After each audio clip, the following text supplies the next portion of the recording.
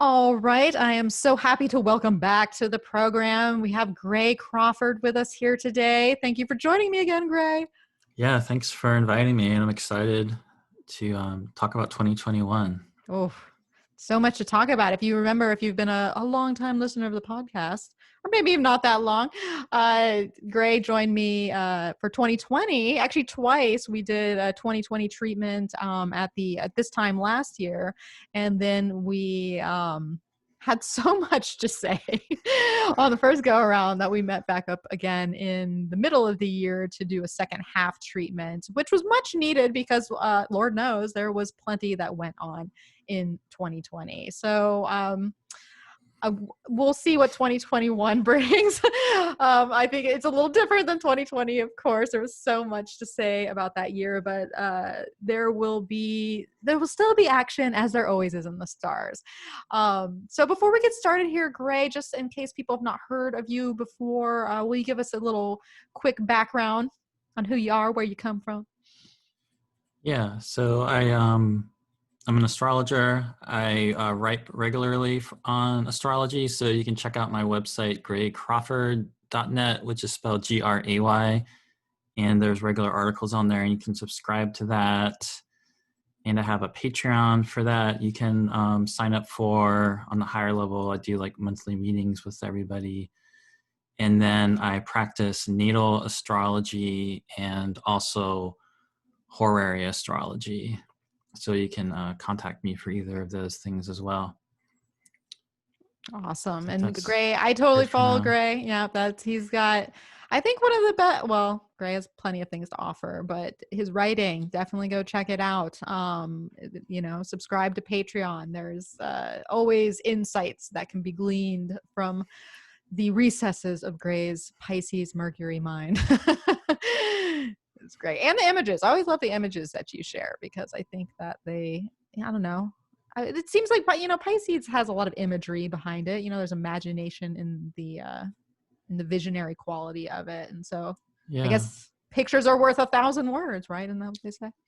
Yeah, I do think about the images. And that's something we'll talk about because we got a little moment of a couple months of Jupiter and Pisces at one point this year. So we can weave that back in. Yeah, absolutely. Which is so crazy. Jupiter is going to fly through, but we're going to talk about that. Jupiter's moving fast at the beginning of this year here. So we get kind of a special treat of Jupiter in two signs in 2021. So, I mean, Gray, we talked plenty about 2020, but what are maybe some of the key words to describe 2021 or some things that we can say about this coming year, but also in relation to 2020 and how it might be, kind of overlap because everybody's like waiting for the end of 2020. Like, oh, 2021 is just, the clock is going to roll over and we're just going to be in a new year, a new life, and there's got to be residual effect from 2020, I think, going into this year. So what do you see? Yeah, there's definitely going to be a lot of residual effects of 2020, and things are definitely going to be changing with 2021, but it's definitely also not going back to the way things were before. And really, we're in, the way I see it, is kind of an extended period of volatility and change, not though to the same kind of sort of contraction and like death that we had during 2020, not to that same intense level, but lots of change happening and things just continuing to change.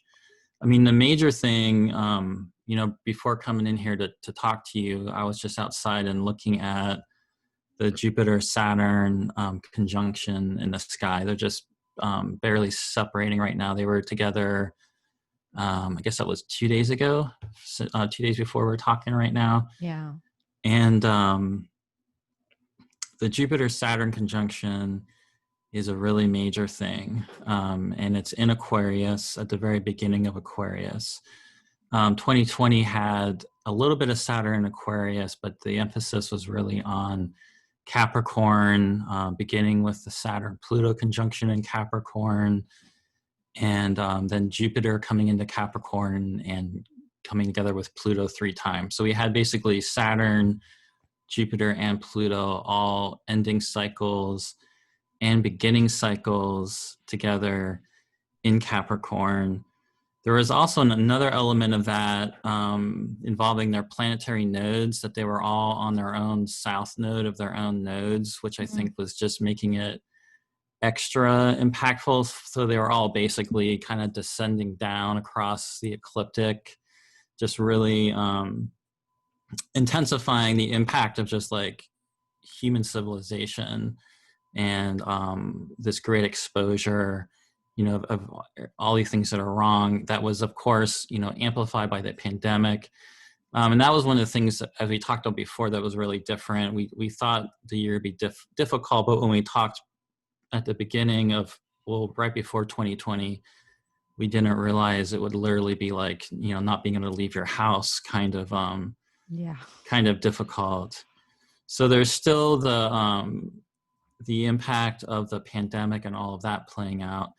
But the thing that was always, actually, just looking at the sweep of time that we're in, the thing that always kind of made me wonder the most and thought it might be really disruptive, and turns out definitely is the case, is the fact that we're moving from this time period of Saturn, Pluto, Jupiter, Pluto into Saturn, Uranus, Jupiter, Uranus. And essentially, especially the fact we're going from Saturn with Pluto into Saturn square Uranus, with Jupiter is kind of moving in between them, sort of on a bigger sweep of time level, almost like the moon kind of moving through and translating in between them. So that is a very volatile, extremely volatile and disruptive mix. The Saturn Pluto combined with Jupiter definitely is that sort of like, in fact, Rick Tarnas in Cosmos Psyche kind of famously described it as something like death contractions of an old era, and like, death of your old identities, and like this amplification of like these forces, and moral crises, and having to have moral courage. And it was all really amplified, in addition to all of these things we're already talking about, by the fact that this was also closing down this Jupiter-Saturn cycle in an Earth sign that goes back to the beginning of the 19th century. 1802 was the first Jupiter-Saturn conjunction in an Earth sign. And then I think 1820s, there was another fire, but then like 1840, 41, we got locked into, they're all in Earth signs, up until 80. Now we're transitioning into the air era. So this transition into the air era is major. And so it's a much bigger Jupiter-Saturn conjunction than normal. It's not just starting up this 20-year cycle. It's locking us into a couple century-long period of the air element. All the Jupiter-Saturn conjunctions happening in the air element. Aquarius being the sign of Saturn. So there's reception between them. Saturn's operating at full strength. It's really bringing, of all the air signs, it's, well, I guess in Libra, you could say Saturn's exalted, but it's the air sign that one of them has its home in. And so it's extremely powerful and signifies, great change, great volatility. When you go through a big threshold change like this, things are not stable. Things are just going to be changing, and it's going to be requiring lots of adaptation, reorientation, figuring out how we're moving forward. And so all that tension and sort of death we've been through, and things breaking down, and Saturn Pluto also really constellates this super authority, and whether it's feels like kind of like totalitarian forces coming from like the government or authority figures, moving into the Uranus square, just amplifies rebellions and protests and things getting really unpredictable, even more volatility. You know, Uranus really just can shatter the way Saturn holds down a structure or a boundary.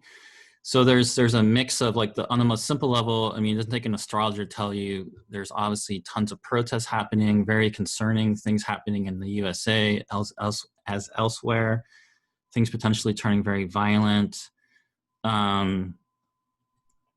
There's also, though, with Jupiter being there, there's a real mix because there's also definitely a visionary aspect and Uranus opening up new perspectives and, you know, kind of greater expanses that Jupiter can kind of pick up and kind of move this sort of Saturnine awakening in a way. I'm not sure if that's the best way to describe it, but you know, bringing in the way Saturn can kind of create a boundary and keep certain things out. There's a way that gets broken up with Uranus, and combined with Jupiter coming in, there can be definitely an expansion of vision beyond what we thought was previously possible. So there's a real mixture of a bunch of things happening at once, but the one thing it won't be is like really stable and just like things going back to normal. Yeah. Well, and that's really what the 2020 brought, left the president left at our doorstep, was basically grand conjunctions, which are all about new cycles. And because they were so massive and so many, not to mention what you just said about the air cycle that we're getting into, that's, 20 years, 200 years, revisiting a cycle that hasn't happened in 800 years. These are massive changes that we cannot go back from. And it seems only fitting, actually, to have it follow up with, slow movers making squares, because squares are activating forces and they do create tension, they do create conflict, and they do create friction, but they're also motivating and action oriented.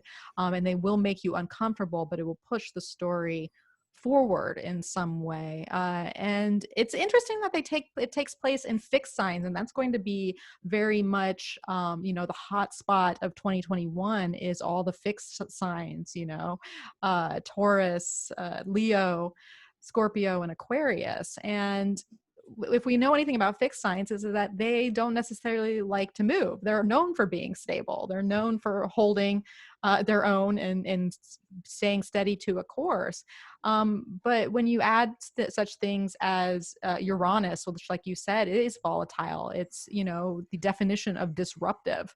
We are getting disrupted in very fixed places of existence. And that can be hard. I think, what is it? I remember when Uranus first moved into Taurus, I think it was Austin Kopak who said, was like, oh, you thought Uranus in Aries was difficult, like try being, shocked awake from a sleeping bed, and I think that a lot of us have been in many ways, where we are just, it's one thing to be on guard and then shocked, and it's another thing to be like totally, like a sleeping lamb and then be like, this is all changing. And then having Jupiter go through Aquarius too, Jupiter just wants us to grow and move forward, and pushes us to expand in some way. And so that is not necessarily a stabilizing force either, because it pushes the story along. And maybe Saturn's the only one trying to stabilize things, but that could be a blessing when everything's been disruptive, because we're going to need some sort of stabilization after the fact. And so I think there's going to be a pattern of disrupt, stabilize, and it can feel like it's like peace is just not there to some extent. But it also affords us the ability to create something new, and something that can, maybe stand the test of time, and that can live in this era that we are now building, because like you said, Gray, there really is no going back. And I find it very interesting. I want to pick your brain about this. You mentioned the Jupiter. So basically Jupiter is going to square Uranus. And Jupiter's going to do it first, because it's only going to make one square, just kind of moves January right through 17th. there. Mm-hmm. And so Saturn's going to be the one that does, hits it, backs it up, does that 3 part square dance. So, I mean, what do you think about Jupiter kind of introducing Uranus and then Saturn kind of backing it up? Yeah, I mean that's definitely an important point. So, like you're saying, we'll talk about this. Saturn's going to have three exact square aspects with Uranus, and they basically last the entire year. There's one in mid-February, one in mid-June, and one kind of at the end of December. But then, really, even though those are the end of the exact aspects, like 2022 is basically Saturn Uranus. We're dealing with it the whole year still.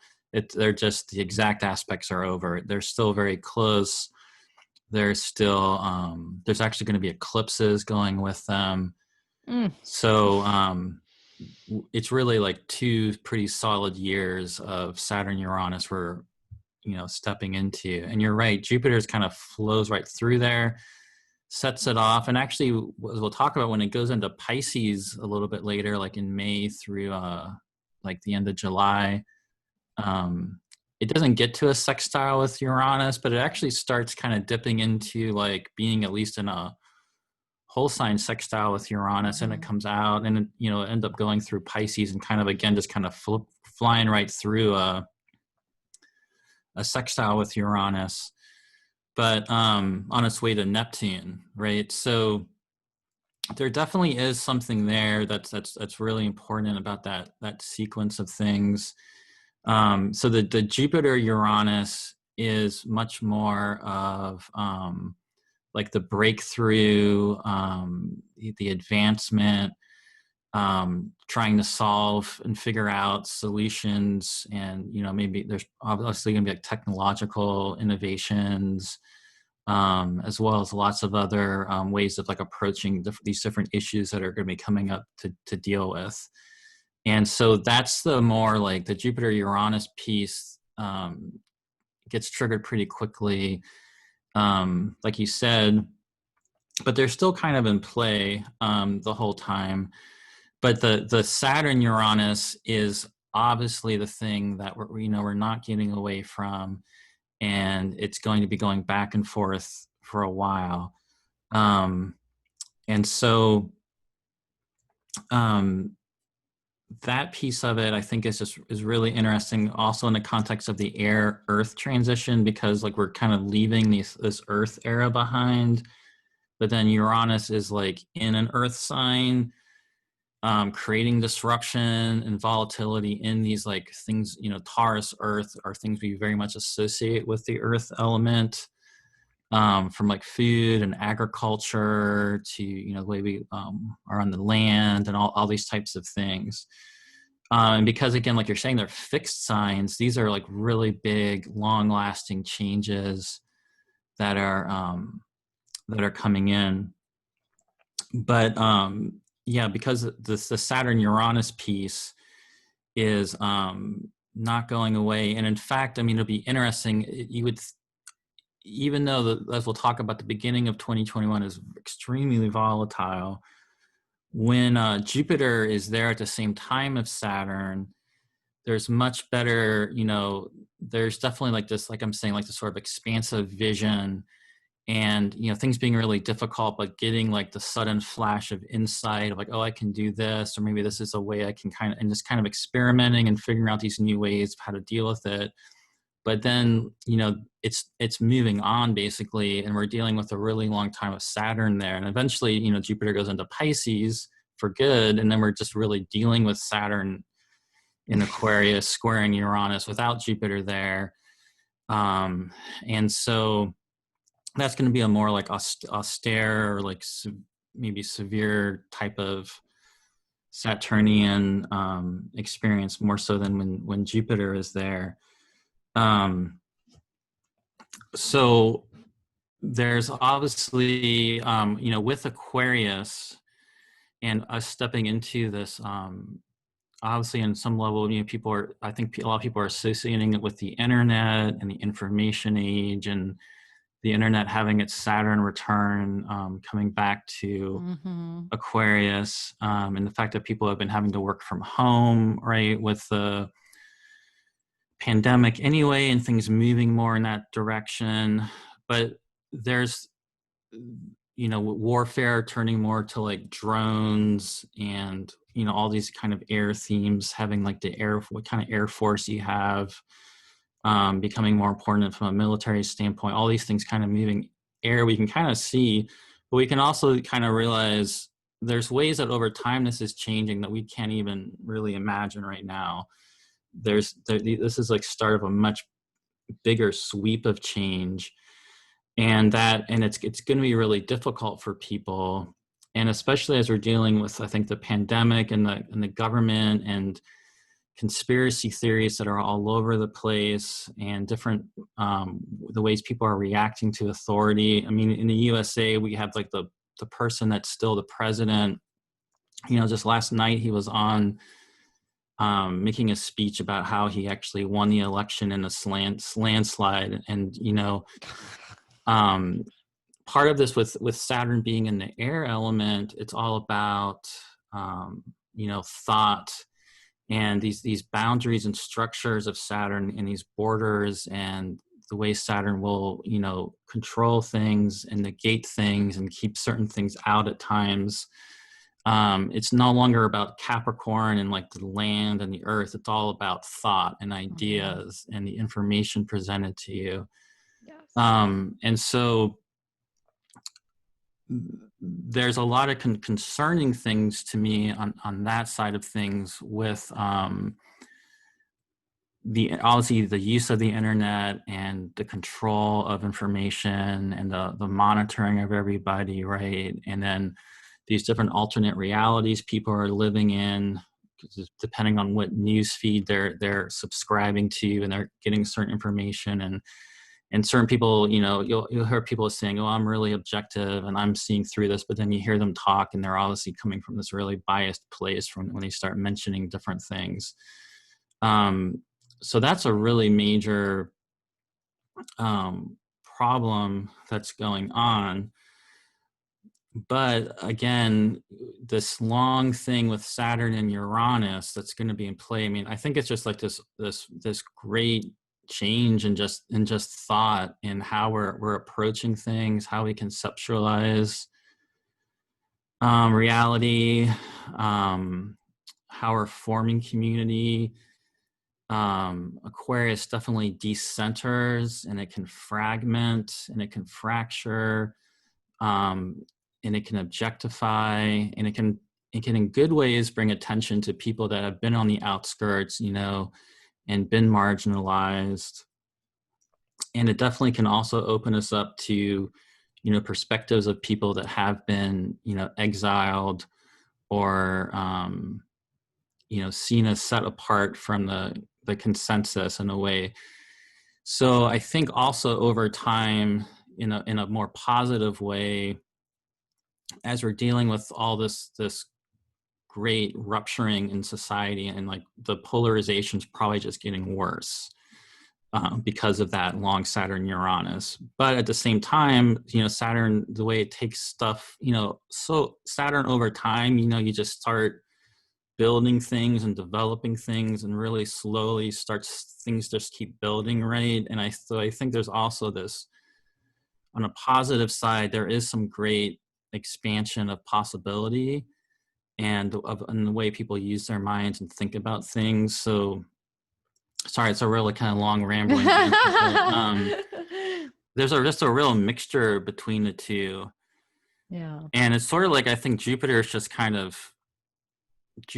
of like inciting it, like in this bigger period of time we're talking about, kind of quickly.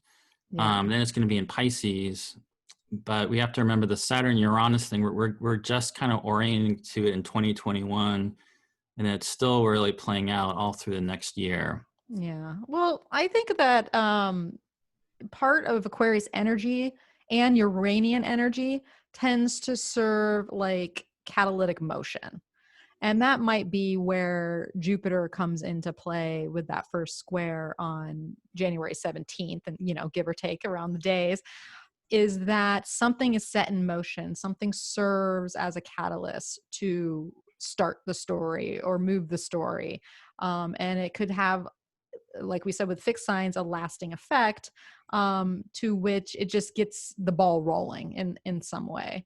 And it's just interesting to think about one of the main issues that is on the talk of the news and, in people's homes is financial situations. And to me, that Mm-hmm. seems very much a case with Uranus and Taurus after going through 2020, the year of the pandemic that hit a lot of people in the pocketbook really hard and disrupted our whole concept of, work and labor, and how much does the government involve itself in your paycheck, and or how do we aid people along the way. And one of the things, a lot of good memes going around right now with the $600 stimulus check, where like like someone had a meme where it was just like the smallest little thin piece of like a piece of pizza, like this is the $600 stimulus check.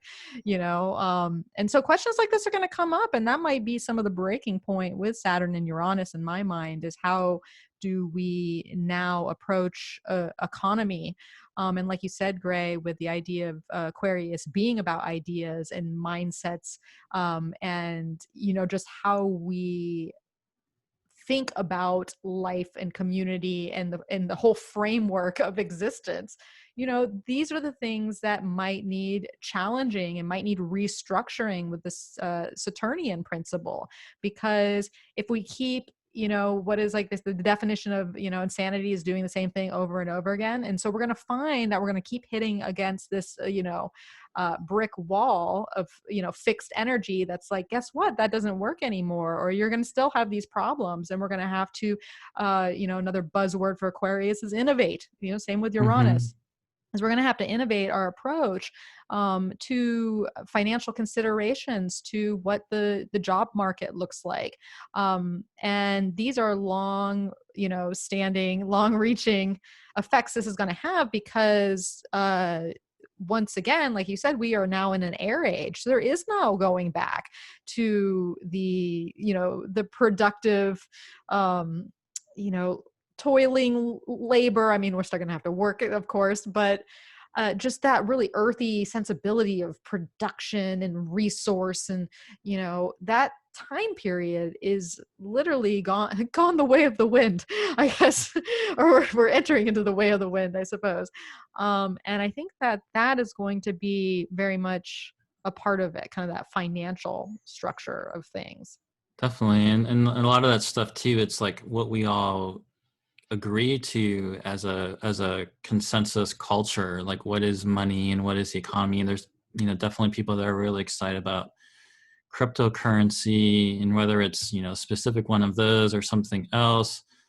There's definitely all kinds of stuff with the economy and the way that runs. It's going to end up looking really different. And again, I think with the fixed signs, it's kind of what you're saying, like people getting stuck or like wanting things to be a certain way, then realizing it's not going to work. And then there's just really like these long lasting reconfigurations that are starting to take shape, but they're going to be playing out for a while. So, in your personal life, you're just going to be having to kind of like navigate through it, and, do your best, be creative and really participate in what's happening. Definitely. It's definitely a time to be active in all those ways, but you're going to have to be, probably continuing changing, because it seems like the kind of thing like, yeah, like Uranus, very sudden thing can change and it's going to be erratic. And it's like, we're not going to necessarily know what's going to be like 3 or 5 years from now. So it's Yeah. more just like, yeah, adjusting, keep It makes adjusting. me think of like bobbing and weaving.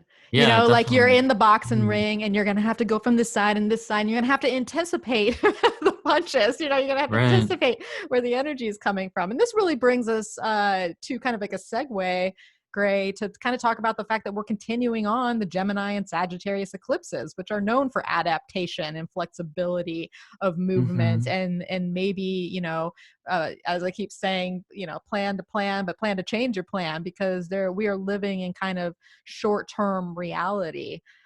here. So, and we're really pushing off into 2021 off a Sagittarius South Node eclipse. And I know Hmm. we were talking about that a bit. So how do you think that kind of adds to the flavor of the fixity that we were just talking about? Yeah, I mean, the way I just think about that is just really like one of many other things that we're talking about, just really kind of amping up the change and sort of the chaos and these major endings, beginnings, major changes happening. That we get this total solar eclipse that also had, was separating from a square with Neptune, but in the same time period, Neptune is like forming a square aspect at the southern bending of the lunar nodes. So it's just this really huge change in the way we're orienting to our reality in all these different ways. And I think there's lots of different, I think the thing where we see where people are all over the place, like people just can't even agree on people cannot agree on what reality is anymore. And I think that's just another sign of just how much things are changing. And that um, I think it's also with that South Node solar eclipse, one way I've thought about it a lot is that there really is a need to also go back and look at the roots of all these different issues that are playing out right now and sort through them and work them out more to try to disentangle ourselves from it rather than just be like, this is like a new era and we're just moving on, into it kind of thing. Yeah. And one other thing with that South Node, as we go right into 2021, basically Venus is going to cross over that South Node of Sagittarius. And there's a thing called the Kali Sarpa Yoga, which I personally don't use really in my practice. But the Kali Sarpa Yoga is basically when all the planets are in between the nodes. So the one thing that will be breaking out will be the moon every once in a while. But while the moon is moving from basically, wherever the south node is in Sag, right now it's about 18 degrees, until it makes it across that degree, 18 or so degrees of Gemini, all the planets are going to be within the south node and the north node. And that's actually going to carry us all the way through the first quarter of the year. It won't be until the end of March, around March 28th, that Mars will get to the north node in Gemini and cross over that. And my friend Kate Petty, who is she has an astrology site called Ambient Astrology. She was telling me it can mean general chaos on a very large kind of global level, and just adding to like the extremes of everything happening in these major, huge changes in fortune.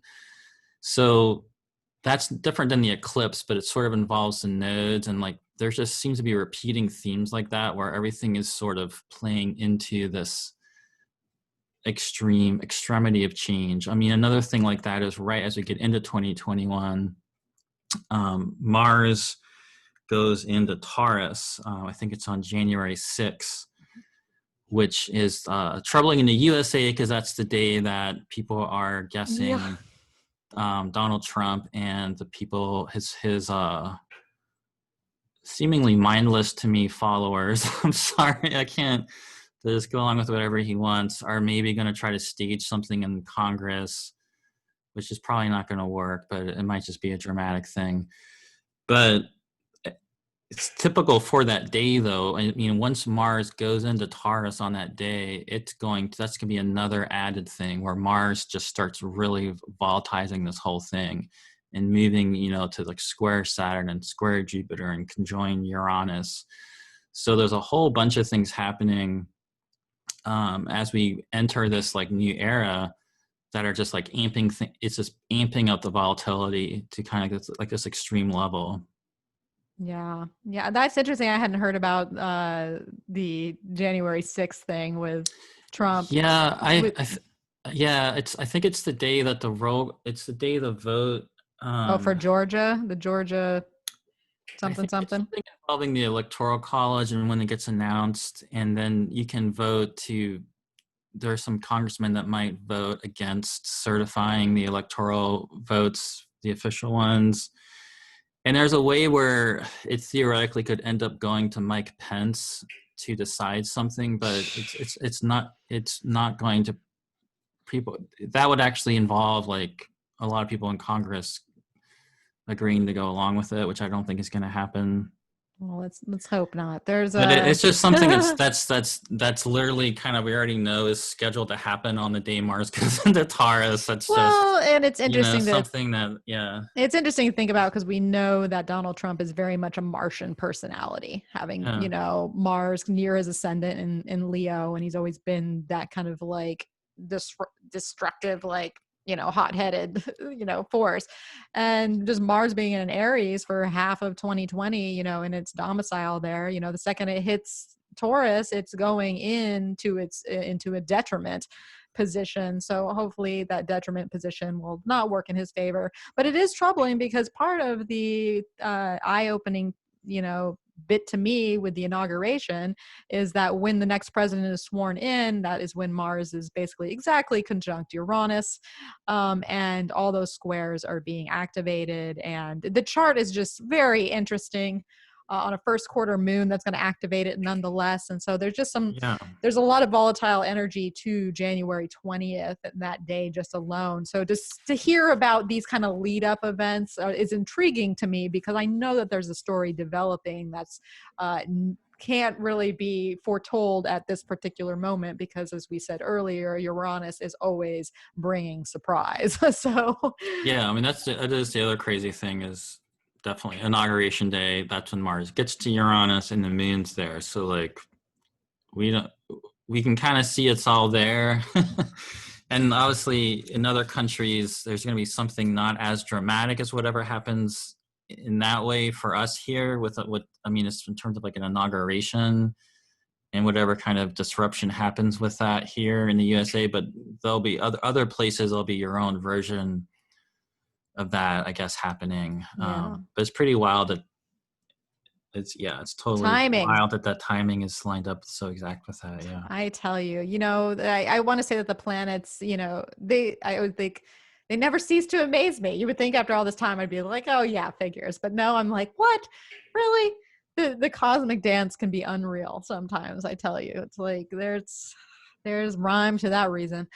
Um, so we do have, okay, so we have this Gemini Sagittarius energy that is at play still with the eclipses. And like you said, with Mars, I think it's going to be really big when Mars switches signs because we're going to feel a whole, and then switching into, like you said, kind of the volatile area of the fixed signs. Like it was doing its damage in cardinal signs for, the second half of 2020. And you think we'd get some relief, but it's like, no, I'm moving on to the next hotspot of astrological interest. And so Mars just seems to not be necessarily giving us any sort of break, it seems.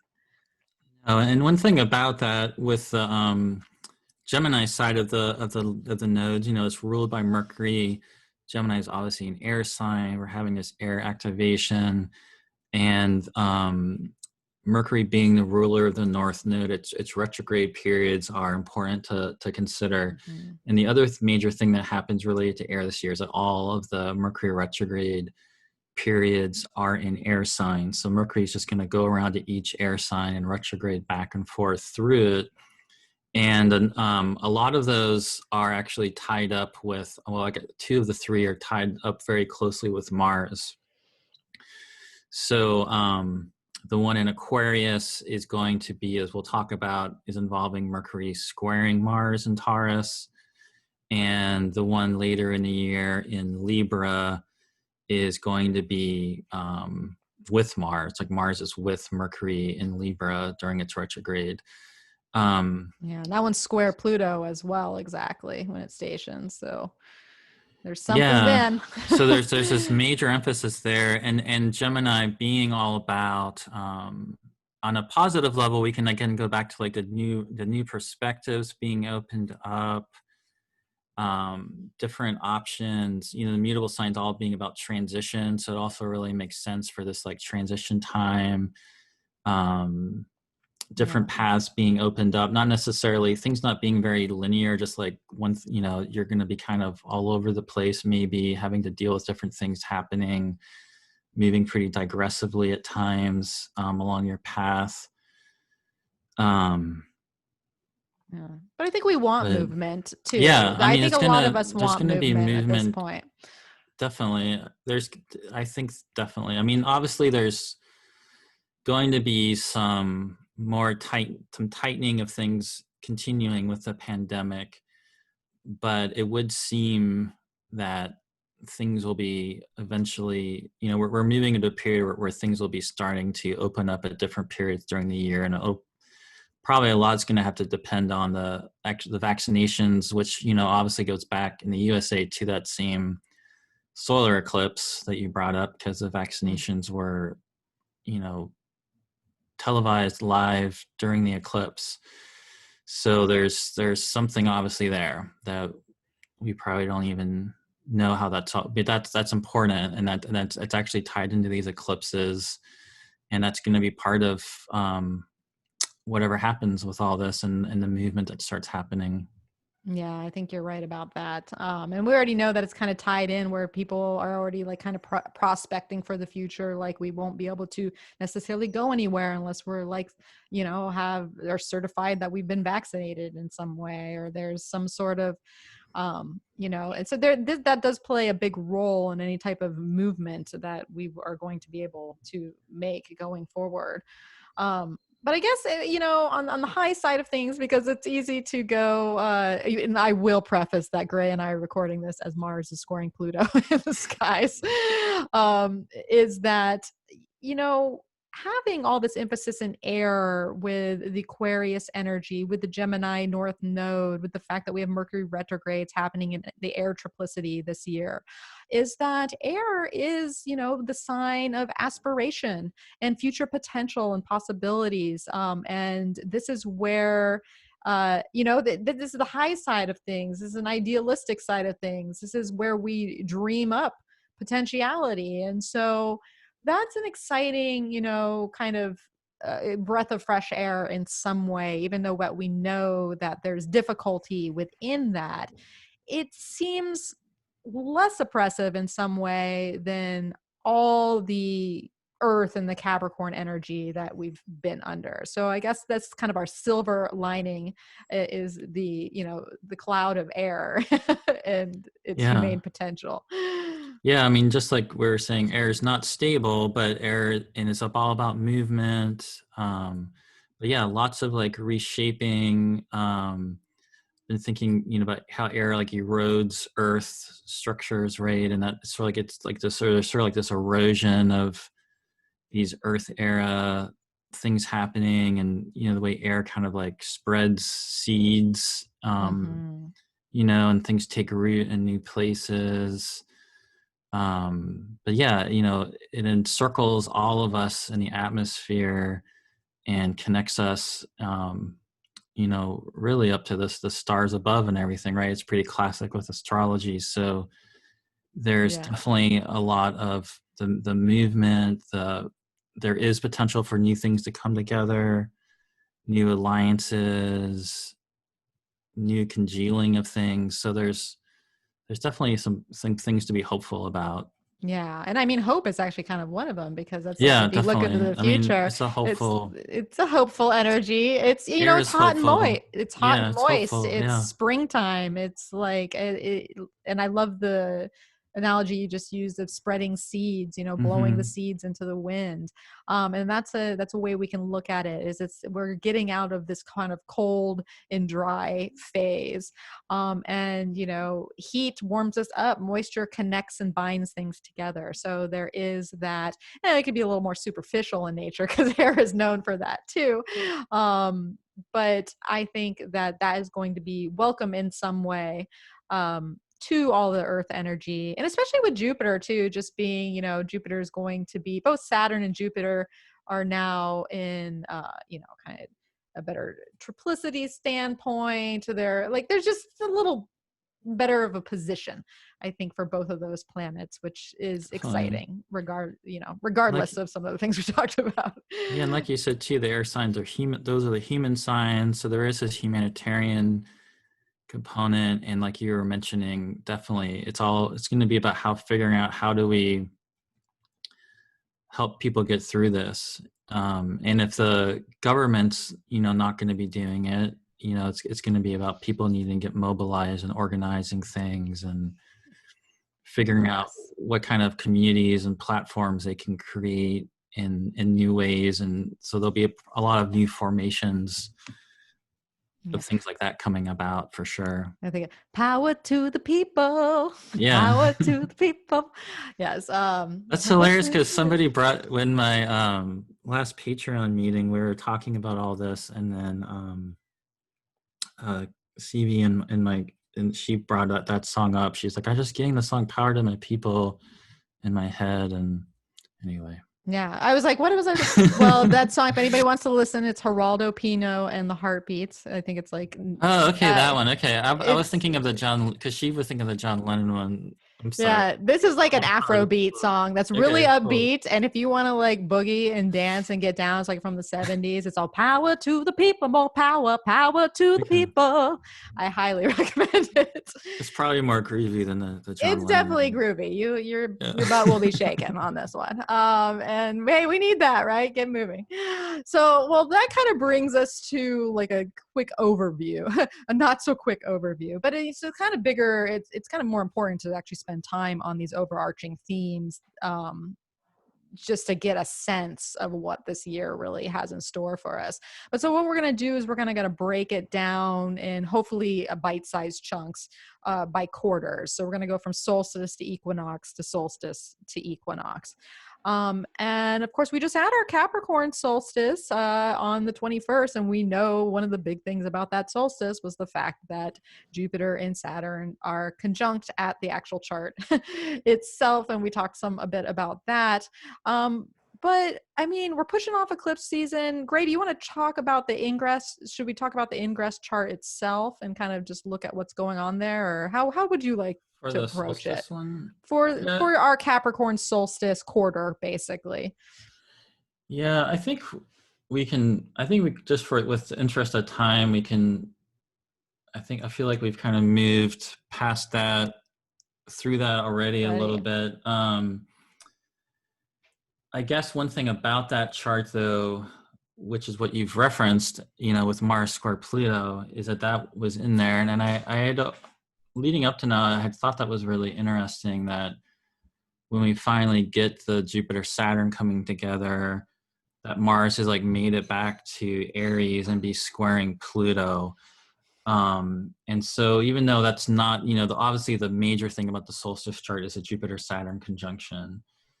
But in the USA, it is technically ruled by Mars. It's at the ascendant at the very end of Scorpio. And so that Mars squaring Pluto vibe is definitely there. And in this quarter, Mars is a major player, especially in January and February.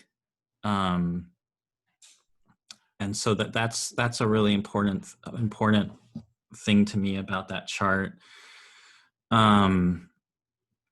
So I don't know if you want to go. Do you want to talk more Yeah. about that stuff that's going to happen in January? Yeah, so maybe we'll just give a rundown of some quick dates and like kind of a summary of what we were saying. And I think that is important, the fact that the solstice chart, because when we're looking at these ingress charts of the solstices and equinoxes, the idea is that they kind of carry an overall energetic signature that plays Yeah. out over that 3-month period, in case you're listening to us and going, what are they talking about? So there is, in this 3-month period until we get to the Aries equinox and start of Aries season at the, close to the end of March, there is this Mars Pluto signature that is kind of adding to the force of change that really Mars is going to unleash during these first 3 months, along with that Jupiter Saturn conjunction, which is bringing us into this air age and really moving culture forward in kind of this first kind of burst of, 0 degree energy nonetheless. And it's so fascinating, Gray, to think about in this chart having that 0 degree energy of Jupiter and Saturn. But at least here in the United States, the ascendant degree is 29 degrees of Scorpio, which is this Yeah, anaretic last degree. Like something seems to be wrapping up or challenge. Something's coming to an end here, but something's also really freshly beginning as well, with all the zeros. And Mercury and the Sun are conjunct at 0 degrees Capricorn, and so it's an interesting blend of start and finish to me here for at least our country. definitely. Something that also, just on that particular chart, that just to mention that I don't think people would be talking about otherwise too much, is just Ceres and Pisces. I think is interesting. I mean, Neptune is kind of very angular, fairly close to the IC, but Ceres is actually like really angular, like right on the IC. And the whole year I've just been kind of fascinated by Ceres, because Ceres was actually there with Jupiter and, I mean, I'm sorry, with Saturn and Pluto back last year in Yeah. January at the same degree. And I think there's something there about Ceres being there that relates to some of the issues that you were talking about, like with the, you know, people being worried about money and finances and food and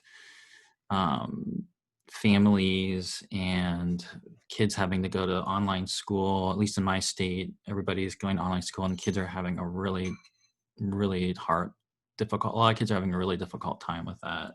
Mm. And so, yeah, there's just something about that I think is interesting. Yeah, I think we talked about that. If anybody wants to go back and listen to Gray and I talk in the second half of 2020, we brought up that series piece with all the January conjunctions taking place in Saturn and Pluto, because it did end up uh, really adding a unique symbolism and archetypal significance to what was going down this year. So don't discount Ceres. She's got something to say within it all. Yeah, in fact, in Sirius, she'll be right exactly with Neptune on that inauguration chart. Just as another thing. Yeah, which makes me yeah, I kind of want to take it to the inauguration chart. So So base yeah, so in January though, I mean, one of the things that's really major is, like we already mentioned, we on that solstice, Mars is like ruling the USA chart, so it's important. But anywhere in the world, there's that Mars square Pluto. Mars goes into Taurus on January 6th, so that is a date to kind of be aware of. That there is stuff definitely increasing in tension right there. And what's I thought was interesting is it's around that same time that Saturn is helically setting and becoming invisible. And it's a few days after that, around January 9th, that it looks like Jupiter is too. I don't have the exact dates of that, but those are just like very rough sort of 15-degree ranges away from the sun. So it's sort of around that same time that Mars goes into Taurus that we're going to lose sight of Saturn and Jupiter, where they're not going to be mm, this visible omen in the sky anymore, and they're going to go into their invisible phase, which is going to, they're not going to conjoin the sun. I think Saturn's on January 23rd around that, and Jupiter's around January 28th, that they are basically reanimated by the sun, and then they're going to become visible in February, which we'll get to. But there's ends up being this huge pileup of stuff happening in Aquarius in February. And I think it's February 9th that Saturn becomes visible, and around February 16th or so that Jupiter does. So there's going to be this period where Mars goes into Taurus, sets all this off. Saturn and Jupiter basically go invisible. So there's all this stuff playing out, but there's something interesting about those planets not being visible. yeah. And sort of, obviously, that in part that could be behind the scenes, Yeah. and definitely sets up the February being this sort of it's just going to amp up February, where we have all this Aquarius stuff and like the Saturn Jupiter becoming visible again. And yeah, so there's just that's definitely part of it, that's really getting stirred up right there. I think it's what are the dates of the exact Mars stuff? It's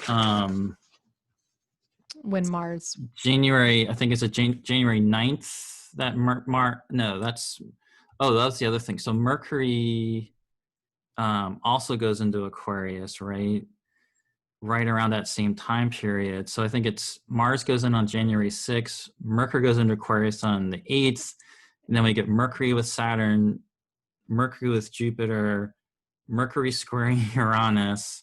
That's all like, January 9th to the 12th, and January 13th is Mars squaring Uranus, Mars squaring Saturn. And then, like you mentioned, the 20th is when it gets to Uranus. So that whole like first 3 weeks of January, we have, Mars going from Saturn, Jupiter into Uranus. Actually, no, it's Saturn into Uranus, into Jupiter, and Mercury also, in Aquarius, moving through there also. So it's all really set off right there. Yeah. In And really big ways. to me, there's just so much to be said for most of January, just because of Mars moving in on the 6th, basically from the 9th to early February. We're going to have, like you just said, Mercury's there, the sun, Saturn, Jupiter, Uranus squaring in, Mars squaring in. There's just going to be a very high fixed content. And so much of what we talked about kind of in the overview, we are going to see these things come to play. They're going to come to life during these times. And especially when you mentioned the sun meeting Saturn and Jupiter, what is it, 23rd and 28th, somewhere around those zones. And so we're going to get a spotlight into what all this is about at that time, I think. And then we're not really out of it either, because then Venus joins the gang, February 5th, and is there through much of February herself. So there's just a lot of concentration of all that fixed energy, some planet, lighting up a lot of that fixed energy during those first couple months of. Definitely like some kind of big major volatility. Things really stirred up, as we already know it's happening in the USA. There's going to be probably really troubling things happening in that time period. But yeah, first 3 weeks is Mars and Mercury really stirring it up, and then like you just said, I think it's about roughly the 23rd to the 28th of January, like the sun basically then moves across the Saturn Jupiter conjunction. Yeah. So yeah, then we get that really reanimated, and then it's like Mercury stationed retrograde at the end of the month, like the day after the sun Jupiter. So right. Okay, so what we're seeing here is it's interesting to watch the sun animate the whole thing as it moves through this territory in some way. But of course, Mercury is stirring it up.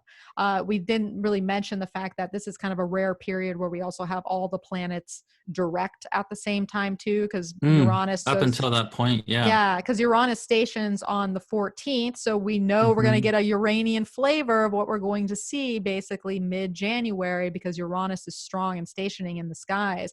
And so from the 14th until the 29th, when Mercury goes retrograde in Aquarius, we have all these planets moving forward. We have the fixity and the volatility of the Aquarius Taurus standoff with the moon. Anytime it's in a fixed sign is going to be aggravating this in some way. And we also have the culmination of Neptune meeting the bending of the nodes at the end of January too. So it's such an interesting mixture, isn't it, Gray? It's like it's hard to even put into words. I mean, there's major, and the other thing is that the full moon happens in there too. So the full moon is the January 28th in Leo. So on top of all this other stuff going on, then we just get a full moon in Leo, singing off even more. So, I mean, one of the things about this, like it's set off in January, that's going to continue to play out in February, is this. It's not just Uranus, Saturn. It's like Uranus combined with Mars, pitted against this Aquarius group that's definitely kind of like got the Saturn in charge kind of thing. So it's just like, yeah, just like lit off, kind of amplifying that conflict that's already there.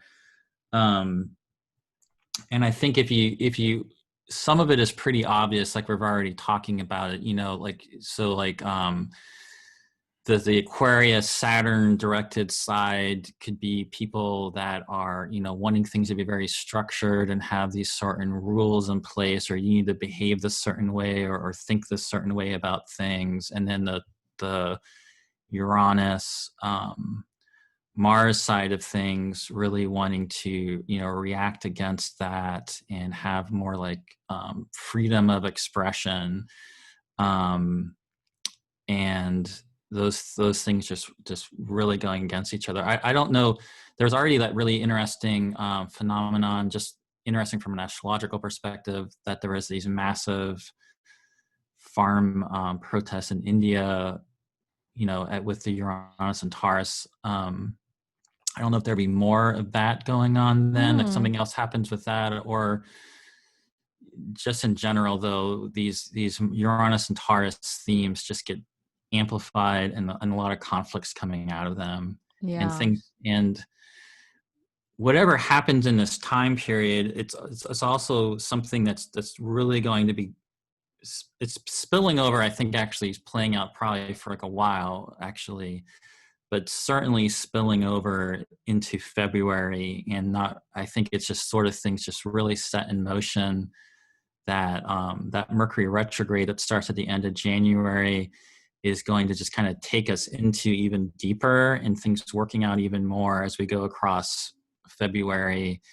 And there maybe not being much clarity regarding those events, whatever they are, until we get, farther in like the next month, basically. I think you're right about that. So what we're saying is basically kind of the end of January is very much a hot spot for this year in a couple ways, because not only do we have the sun animating Jupiter and Saturn and showing us what those themes look like, we have that full moon on the 28th that it has the sun conjunct Jupiter, and the moon basically lighting up a T-square with Mars and Uranus right as Neptune's on the bending of the nodes. So something is being put into motion, right? There's big activity. Leo always does things grand if it's a Leo full moon. And the Neptune component, there could be grief centered around this. There could be surrender and letting go of something, and having to really accept how certain things are in some way. And I know that a lot of people have been moving through grief-oriented situations since November, because Neptune has been in this, bendings position for some time now. And so this is a slow moving emphasis, but paired with this time, we might get that Neptunian action in there. And like you said, Gray, Mercury stations retrograde the next day on, January 29th. And then we have most of February to kind of assess maybe what has taken place there. Yeah, definitely. And I think there'll be certainly a lot of visible things going on in that time period, but on some personal issues or inner psychological issues or inner themes, in some ways, I wonder about that Leo full moon just really illuminating some things, just because a lot, like we were mentioning, like, Saturn and Jupiter are both kind of undergoing their regeneration right there. They're both combust. They're both, well, I mean, in that full moon, Jupiter's almost like Kazemi, actually. Yeah, But it is. It's interesting. yeah, but something maybe really being illuminated, though, on a personal level, I wonder about, that you might be, that you did, about this dynamic that's going on with you, whatever it is. And I think, there's a way this plays out in the civilized world, or with like these geopolitical conflicts. And then there's also just like your life and how you're dealing with these aspects. And I think on a personal level, there really are some like big breakthroughs that are possible. And this full moon in particular, it might be unsettling or disorienting, whatever is coming through. But I think the thing that's nice about Jupiter being there is to help you cohere, and whatever this is, because Uranus can disrupt Saturn and bring in this different perspective. It's not linear, and sometimes we can dissociate, or we're not able to reconcile these visions we get, or these ideas we get about ourselves, or we realize these new parts of ourselves that want to come out. And I just I think there's something about that on personal levels that's going to be going on. I know people that I know personally are having some pretty major breakthroughs right now. Some people really changing their life in some really radical ways that I know. Other people, it seems more like a real deep acceptance for the way things are and opening up to new things. And I think this full moon just is going to maybe some of those personal, deeper changes really getting illuminated. And it's going to be about finding ways, I think, to make space for this in your life. And how are you adapting to these bigger changes? We're all going to be going through our own individual personal changes within these much larger collective changes happening, if that makes sense. And we're going to have to figure out how do we just, adapt in our own smaller individual ways. Yeah. Yeah. So Yeah. anyway, it's a big full moon. It's a big Just full setting moon. I up. mean, it's got Venus conjunct Pluto too. At the time of like a full moon, we always know there's relationship kind of aspects to it, and we're a lot of times pitted against other people, or other people are in the mix. And so, personally and collectively speaking, this is definitely a hot spot of the year. And Gray, you're going to appreciate this. When I always do my new moon tarot spreads. For each new moon, I'll put it on my Instagram. And I remember back in Leo season, when we had the Leo new moon, for some reason in that one, I decided to add a card for what is waxing to completion or fruition for the Leo full moon in January 2021. I don't know why. Normally I do it for the next full moon, but I did that one. And I remember the card I got was Judgment. And this seems like very much to me like a judgment full moon of like, the aeon, like this is the apex of like kind of an awakening of some sort that is, Like a judgment year. I know, but it's so funny to Yeah. think about that. So, But you're right. This full moon is like definitely a judgment within a year of judgment. yeah, it's something here.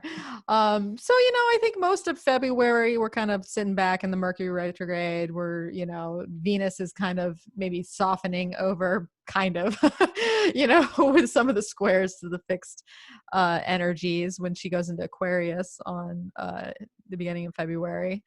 Yeah, And and that's and that piece. One thing I thought was interesting is I was mentioning how the different planets kind of going into their own little underworld and visible phase. mm-hmm.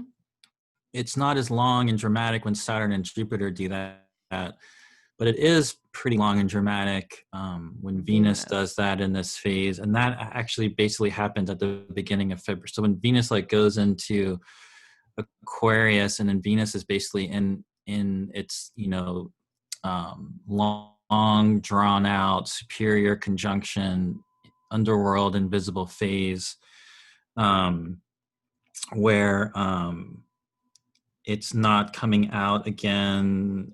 It's sometime in early May. I forget right now. We can talk about that later. But Venus basically, goes into its invisible phase right there too. So that's also notable. There's sort of some kind of announcement Venus is making here at the end of January, going to the beginning of February, as she's like sharing, her last light with us. Yeah, right after she met Pluto, and then she's like, "Okay, I'm going underground now. I'll Mm-hmm. see you on the other side." So that's interesting. So yeah, well, and then it's interesting to see kind of the last half of that first quarter before we get to the Aries equinox is, March gives us a lot of movement, it seems, because we're going to have so much mutability going on at that point, really starting, kind of March 4th. We got Mars moving into Gemini on March 3rd. Of course, the sun moving into Pisces. Mercury We finally skipped gets over. there. What did I skip over? We skipped over. We skipped over February, though. I I was gonna figured we have say. a lot of things to get through, but if you have anything of like key Oh, to add to February. yeah. Well, just because February is really major, I think the main thing, yeah, so we can definitely speed up as we get into the next part, but February is just really major because all these planets, everything is basically in Aquarius as a visible planet except for Mars and the Moon, and like I said, there's going to be Saturn coming out to be visible again. Basically, from like the 9th through the 16th, Saturn becomes visible, Mercury becomes visible, Jupiter becomes visible. Mercury's basically retrograde the first few weeks of basically the first 3 weeks of February, and just basically takes us like just basically really deeply stirs all of this up. And it just seems to be one of the most just kind of key periods of the year because all that stuff that got stirred up in January, basically, Mercury just stations retrograde the end of January, goes back. So when Mercury comes together with the sun on February 8th, it's basically squaring Mars. Yeah, that's significant. And at the same time, Venus and Jupiter are coming together. So it's like, so there's something that from that period, those first like week or so of February, there's still this real, I think, feels like this real disruption and trying to come to terms with whatever has been going on that got really stirred up by Mars. But what's interesting is right after, as Mercury's conjoining with the sun and being reanimated, it's squaring Mars. But then it basically moves into a conjunction with Jupiter and Venus. So so we have at the same time we have this really harsh Mars stuff going on. We have Jupiter and Venus coming together in Aquarius, which is obviously very positive, and Mercury just kind of backtracks right into them. And then Mercury stations direct February 20th, doesn't quite get back to Saturn and starts moving forward again. So when it conjoins Jupiter on February 11th, but then it's just like it spends a really long time moving back towards Jupiter. Oh yeah, because where it's they just end up stationing kind of traveling together. Yeah, so there's something really major just in February about that where, and then then we can get into March where it just seems to be it's a very, very pivotal Mercury retrograde period that really takes us into these Aquarian issues. We're going to have, especially when we have the new moon in Aquarius on February 11th, we're going to have the sun, we're going to have the moon, Mercury, Venus, Jupiter, Saturn, all in Aquarius. One thing I was almost thinking about this with things sort of becoming visible and in this time period too is almost like this kind of like gathering of clouds or something that we're just kind of sorting our way, when you kind of are looking to see what the weather is going to be like or different shapes emerging that might be like signs of something. Like there's something really key here. It's just a much more important Mercury retrograde than normal, because it's taking us into all of these issues that are going to be playing out the rest of the year. Yeah. And so January basically introduces them, and then February kind of ruminates, moves it forward. And this is interesting to me, Gray, just seeing Venus and Jupiter conjunct on that new moon on February 11th, knowing that they were in a sextile position for the solar or eclipse in Sagittarius that we're basically under right now. So it's almost like they come to meet in some way with their agenda. And once again, to me, comes back to this this financial piece, and maybe talks of conceptualizing some sort of program or idea for universal welfare, because I know that's a topic that is in many countries right now. I know in Europe, and it has been going on. They're like, wait, we need to take care of our people to keep economies running. And part of the things I was thinking about with the volatility of the inauguration on the 20th of January, seeing Mars conjunct Uranus, is thinking about how that might affect the markets in some way, or like more, I don't know. It's just to me, there's this financial piece, and there's this, universal welfare piece that is very much tied into this square. And so I'm just wondering if there'll be more developments there, in some way. And it also makes me think of like the early 60s, where it was like 61, 60, I think it's 61, where Yeah, there's yeah. that, I'm talking about that 61. period of super Mm-hmm. Aquarius. I know some people that were born under that, I and think that it's Axel Rose, maybe. Axl Roses. I think Axel Rose was born around He is, and there. I have a close friend of mine actually that I used to work with that has this chart, that chart from 61 with a fixed rising nonetheless. And what an interesting character. Let's just say that. Yeah, this is Yeah. like the Welcome to the Jungle The welcome new to the moon. jungle, new moon. That's hilarious. But That's funny. it's a great. I'm glad this new moon is really important to just to stand up for a moment longer, because Mercury has basically is just separating from the square with Mars and heading back into that Jupiter Venus conjunction. So this seems like this new moon that's coming in, that's really, like you're saying, I think you're right. There very well could be some actual movement, especially in the USA, with recovering from whatever happens in January to moving forward and adjusting. And definitely in personal lives, this seems like a great time to basically begin kind of recovering and reorienting and figuring out what's coming. I think this is also like the Chinese New Year, Yeah, it's basically, pretty close. Yeah. February 12th. Now I was looking up, that's the year of the metal ox, which I don't know a whole lot about the Chinese New Year, but one thing I thought was interesting about that is I think the ox carries the rat in that story, That's right? And just right. as like almost like this like year that's sort of about taking us across, I don't know, there's something about that, the ox and carrying us over this threshold. Well, last year was That the seems, rat, so now but it's this is like a big, yeah, this it's a thing that really lines up really well with that, this new moon, Chinese New Year, and moving, and really, yeah, it's a particularly powerful one, I think. And it'll be like a week after this, basically, then, or I guess it's 9 days. February 20th, Mercury stations direct. So there's still Mercury retrograde after this.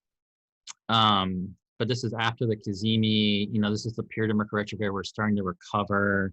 It's going to be moving with Venus and Jupiter. It's definitely going to be starting to get a better sense of what's going on. And then as we definitely, as you were mentioning, as we move into March, um, there's it's not as volatile. I mean, there's much more of like, we're not dealing with the same kind of amped up volatility that we were dealing with in January and February. yeah, So it's definitely a period to kind of catch your breath and start moving forward, just literally with Mercury, as Mercury moves forward. yeah. I feel like, and it's so interesting to think about Mercury just slowing down the station on Jupiter too. So to me, there's a lot of promise of like whatever we had went through, whatever we conceptualized, whatever talks were behind the scenes, as you're saying, a lot of planets kind of dipping in and under from view.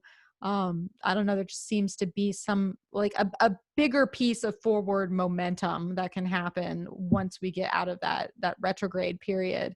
And it will be more mutable, when all the planets go through Pisces. But it's also interesting to think too that at that point we're going to maybe really feel the movement in some way, because then we're going to have a lineup of planets squaring the nodes all through March, where, Mm-hmm. that nodal axis and that kind of that halfway point between eclipse seasons are triggered in some way. Yeah, definitely. So I think Venus goes into Pisces around February 25th or so, and then Mars goes into Gemini around like March 4th. So Yeah, there's basically March definitely 4th and Venus and on. Mars go Yeah. into, yeah, so then we definitely have that mutable activation. And the other thing really major going on here is Venus is getting closer and closer to the sun. So basically Venus's entire journey through Pisces, she's invisible in the underworld, going across, in fact, we'll, move across Neptune. And then it's going to be March 26th. So after she goes into Aries, she'll finally be, make it to the sun and get reanimated.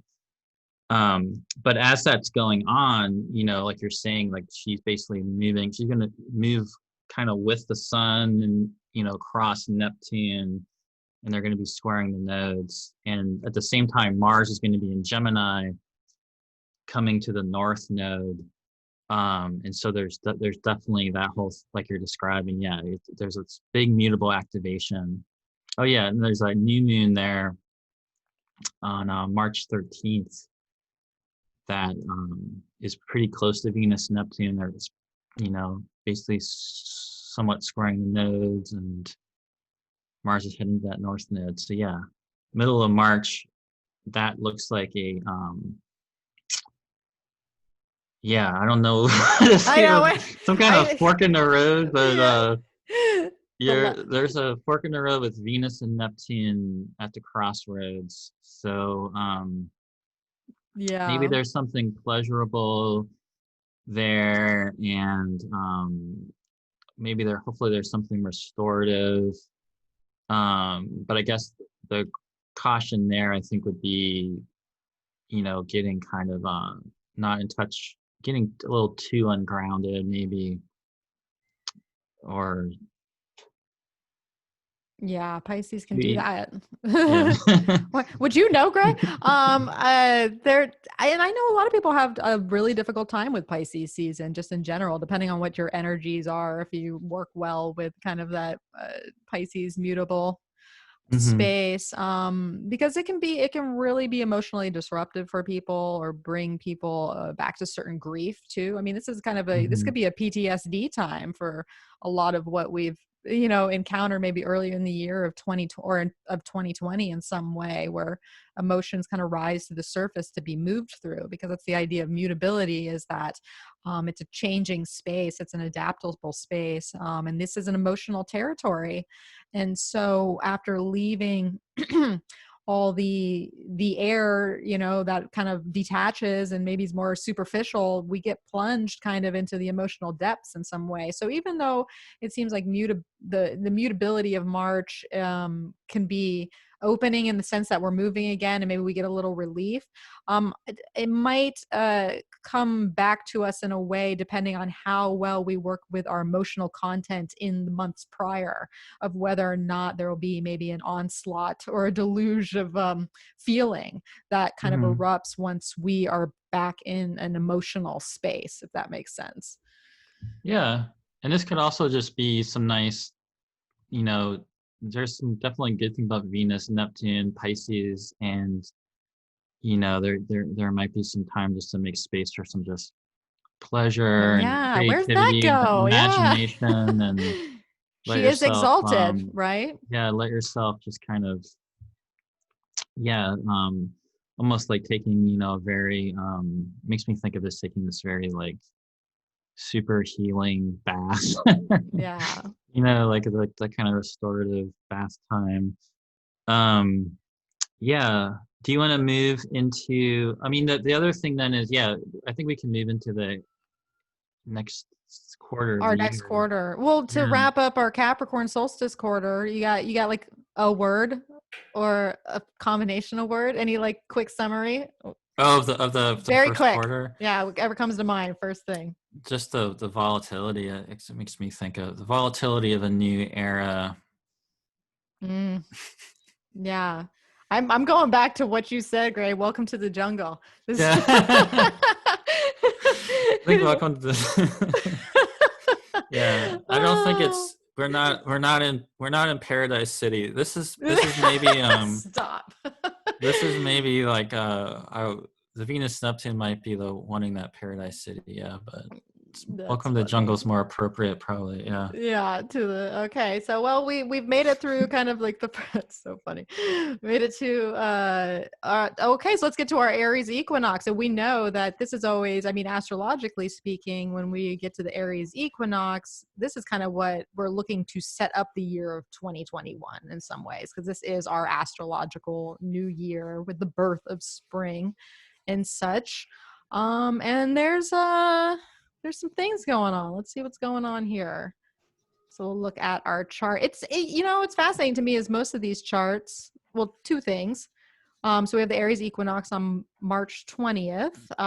And here we have another, at least for the US, we have another fixed rising sign, which we did have for 2022. And so the theory is that, I mean, you can pull charts for every solstice and equinox, but if there's a fixed ascendant on the Aries equinox chart, the theory is that you can kind of look at this chart for the year as a whole of what can kind of go down. And I find it very interesting to see old Jupiter's right on the ascendant for Washington. When I was one thing, I'm not really sure about predicting political presidential elections, but one thing I had considered last year before, everything happened was I kind of questioned like would Donald Trump really be the president with this being the Aries ingress chart? Just because I know there's some people that really do love him in that sort of, because the midheaven is Sagittarius, so the ruler of the midheaven or the 10th house or like the government, the person in charge of the government is like right on the ascendant in Jupiter. He's also he's so divisive that I was kind of like, I don't know, it would make more sense if he's not the president with this mm-hmm. chart. And I don't know, there's definitely not like this chart's really, I mean, there's a ton of North Node and Gemini action with it. But what is interesting to me, yeah, is just that ruler of the midheaven is right on the ascendant. So it does seem like there's some sort of like attention of the government on the people in some kind of way. The thing I noticed too with a lot of these ingress charts this year is I think Saturn is like ruling almost every single one of them. Yeah, So it's like Saturn Aquarius like keeps except the showing up as yeah, being like the American people basically in like the charts. Not the Capricorn solstice one, but yeah, all the three that are actually in 2021. Yeah, yeah, they're because all it's isn't the can Aquarius, Capricorn. yeah, because the Cancer one is also Aquarius rising, and the Capricorn, I mean the Libra one is Capricorn rising, I think. Is that Yeah, right? yeah, exactly. Yeah, so like there's something interesting about that there's something about the American people being connected with Saturn and Aquarius in these charts. But yeah, Yeah, I like Jupiter right there on the ascendant. I'm hoping if we're talking about, back to the power to the people and in the name of progress, I'd like to think that there is some sort of stabilizing effect to what can be brought throughout this year. It's definitely a little easier to work with than what we had last year in 2020 with, was it like Mars, Jupiter, and Pluto conjunct and Capricorn? Like that was a rough signature. But now we see Mars basically in Gemini. Funnily enough, it's exactly on my Mars. It's like my Mars return on this day. wow. And it's almost conjunct the North Node, but it's trine Saturn in Aquarius. So here we see this Mars and Saturn. We have both the malefics working together in some airy way, which Yeah. I'd like to hope that that is. Well, that's a hopeful thing to say. Yeah. I mean, the It Mars on is. the IC, I mean, definitely seems a lot of conflict. I mean, I think Yeah, it's going I to go with know. like the conflict in the country, yeah, on I the think you're right homeland about that. front. But at least it's trining the Saturn though, so that is good. At least it's better than, could be worse.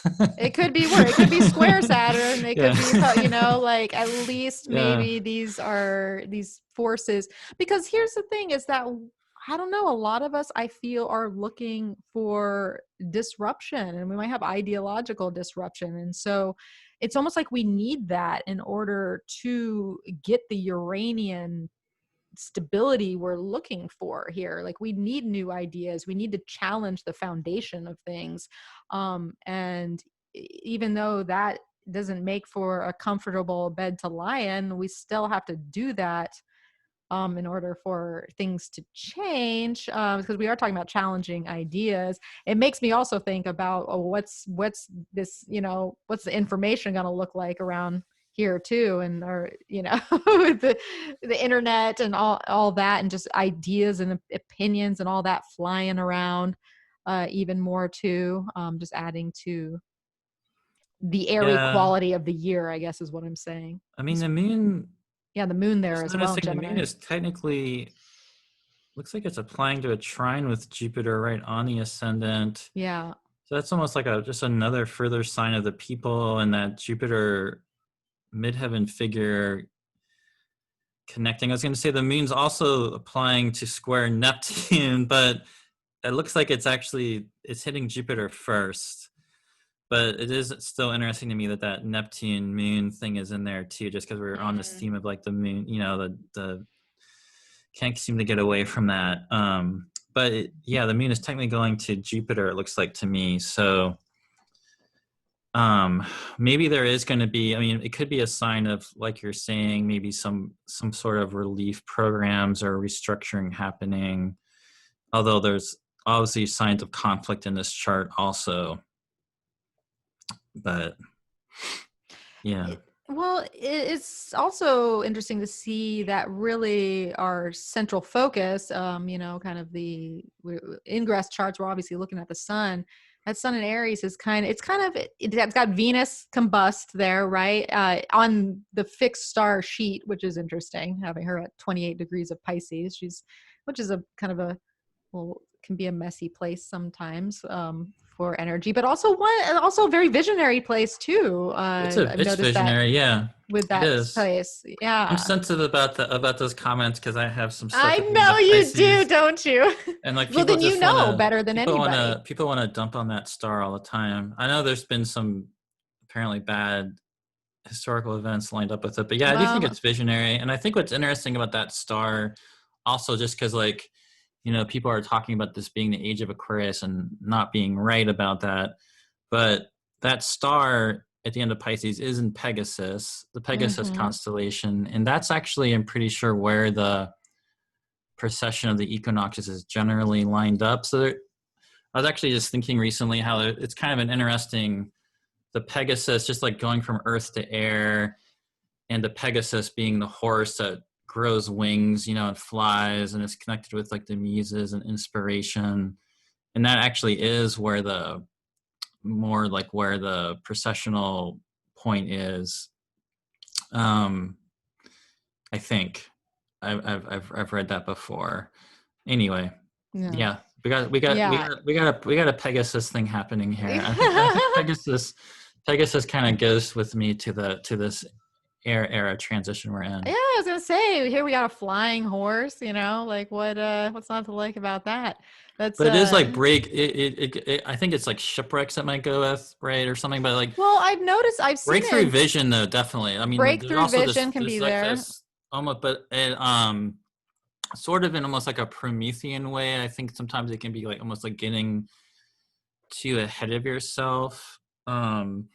And I think there is something interesting there about that, just which we could tie back to Aquarius and this Uranus Saturn thing is playing out, because because that's something that's going to be going on. And Uranus, we connect Uranus with Rick Tarnas famously connected Uranus with Prometheus, who, you know, wants, because there is like this liberating aspect of Uranus and bringing this vision to the people, but there's also sort of like, what do we actually do with that? What have humans done with this fire? Yeah.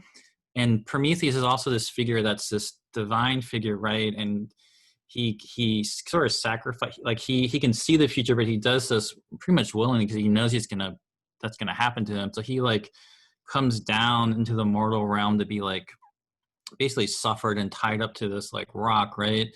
And then, but if you look at an Aquarius, one of its constellational images is actually this mortal Ganymede, who was like this prince of Troy and this like ideal, beautiful prince, shepherd figure, who Zeus, you know, sees and like, you know, sends his eagle down to basically like abduct and like pull up to the heavens. And so there actually like these reverse symbolisms in that way of like Prometheus like kind of coming down with his vision, and Ganymede being snatched upward, and then being in the role of like serving the nectar of immortality to the gods. And so there's something about this with like the Aquarius, Uranus, and Taurus squaring the Aquarius stuff that I think is just going to be in play with these ideas of like of people having these big visions and breakthrough visions, but then it's sort of like, what are the implications of this, which can be negative in some cases. You can kind of set something off that goes in troubling directions. But I think on again, the positive side of it all to me is sort of like Aquarius is also this figure we think of like bringing those visions down, you know, into humanity and figuring out ways to like serve people. And you know, if there can be ways to kind of like have this, I guess it's sort of like, I'm thinking like a interplay between these two realms of like, you know, going up to this expansive vision that's getting opened up, but then being able to kind of bring it down and somehow integrate it and find out ways to like apply it to help people out.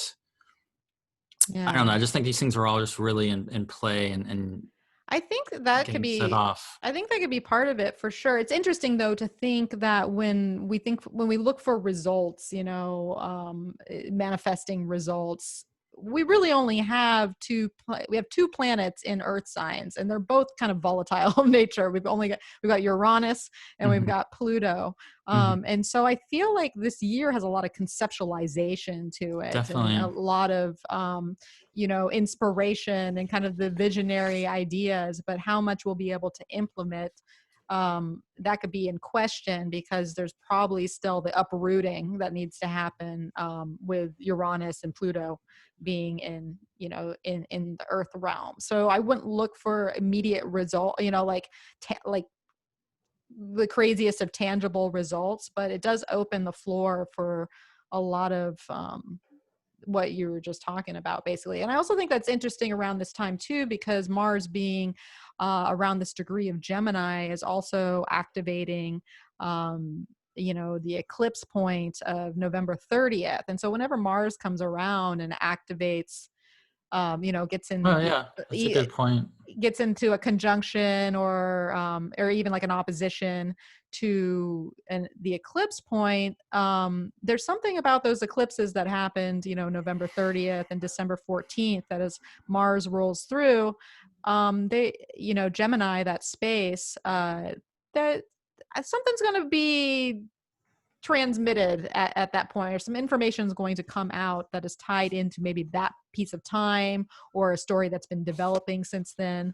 And so you can look in your own life and see what was going on, you know, at the end of November, mid-December, and kind of play that out in your own mind. But I think that might play into this as well.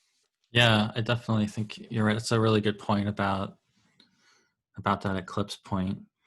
I know with time we should keep moving Yes, keep here, it on going. and one other thing about March, right after this, like I already mentioned, there's the Venus superior conjunction. It's actually pretty close to Chiron in Aries, so there's something about the new Venus cycle getting seated here where, you know, it's kind of mixed up a little bit with Chiron to a degree. And then it's right at, this is like at the same time that basically Mars is like hitting that north node. So this would be when I mentioned before about like at the beginning of the year, we enter this like Carly yoga where all the planets are between the nodes. This is the point where like one of them, besides the moon, finally like breaks through, and it's Mars crossing the north node at the same time Venus is being reborn, basically, at this point of its cycle. So yeah, it's really just kind of goes along with the themes we're already talking about. Venus is still going to be invisible until we get into May or beginning of May, but at least we'll be starting to move away from the sun, and now it's being reanimated, and this can often be a time of like some important realizations about your life and relationship patterns and that sort of thing. Not always happy, but can be, at least, illuminating something. Venus is getting illuminated here. And with Chiron there too, looks like some pretty deep issues. Certainly speaks to all the, fracturing and society things going on to me, and different issues around oppression and people's identities coming into this too, perhaps with Chiron there.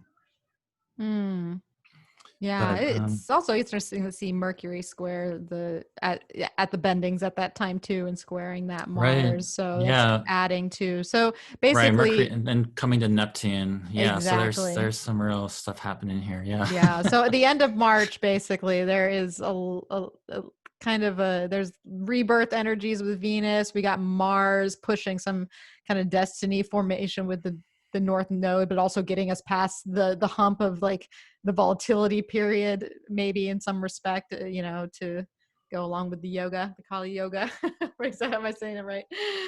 And then Mercury kind of pushing that area too. So there's something about the end of March that is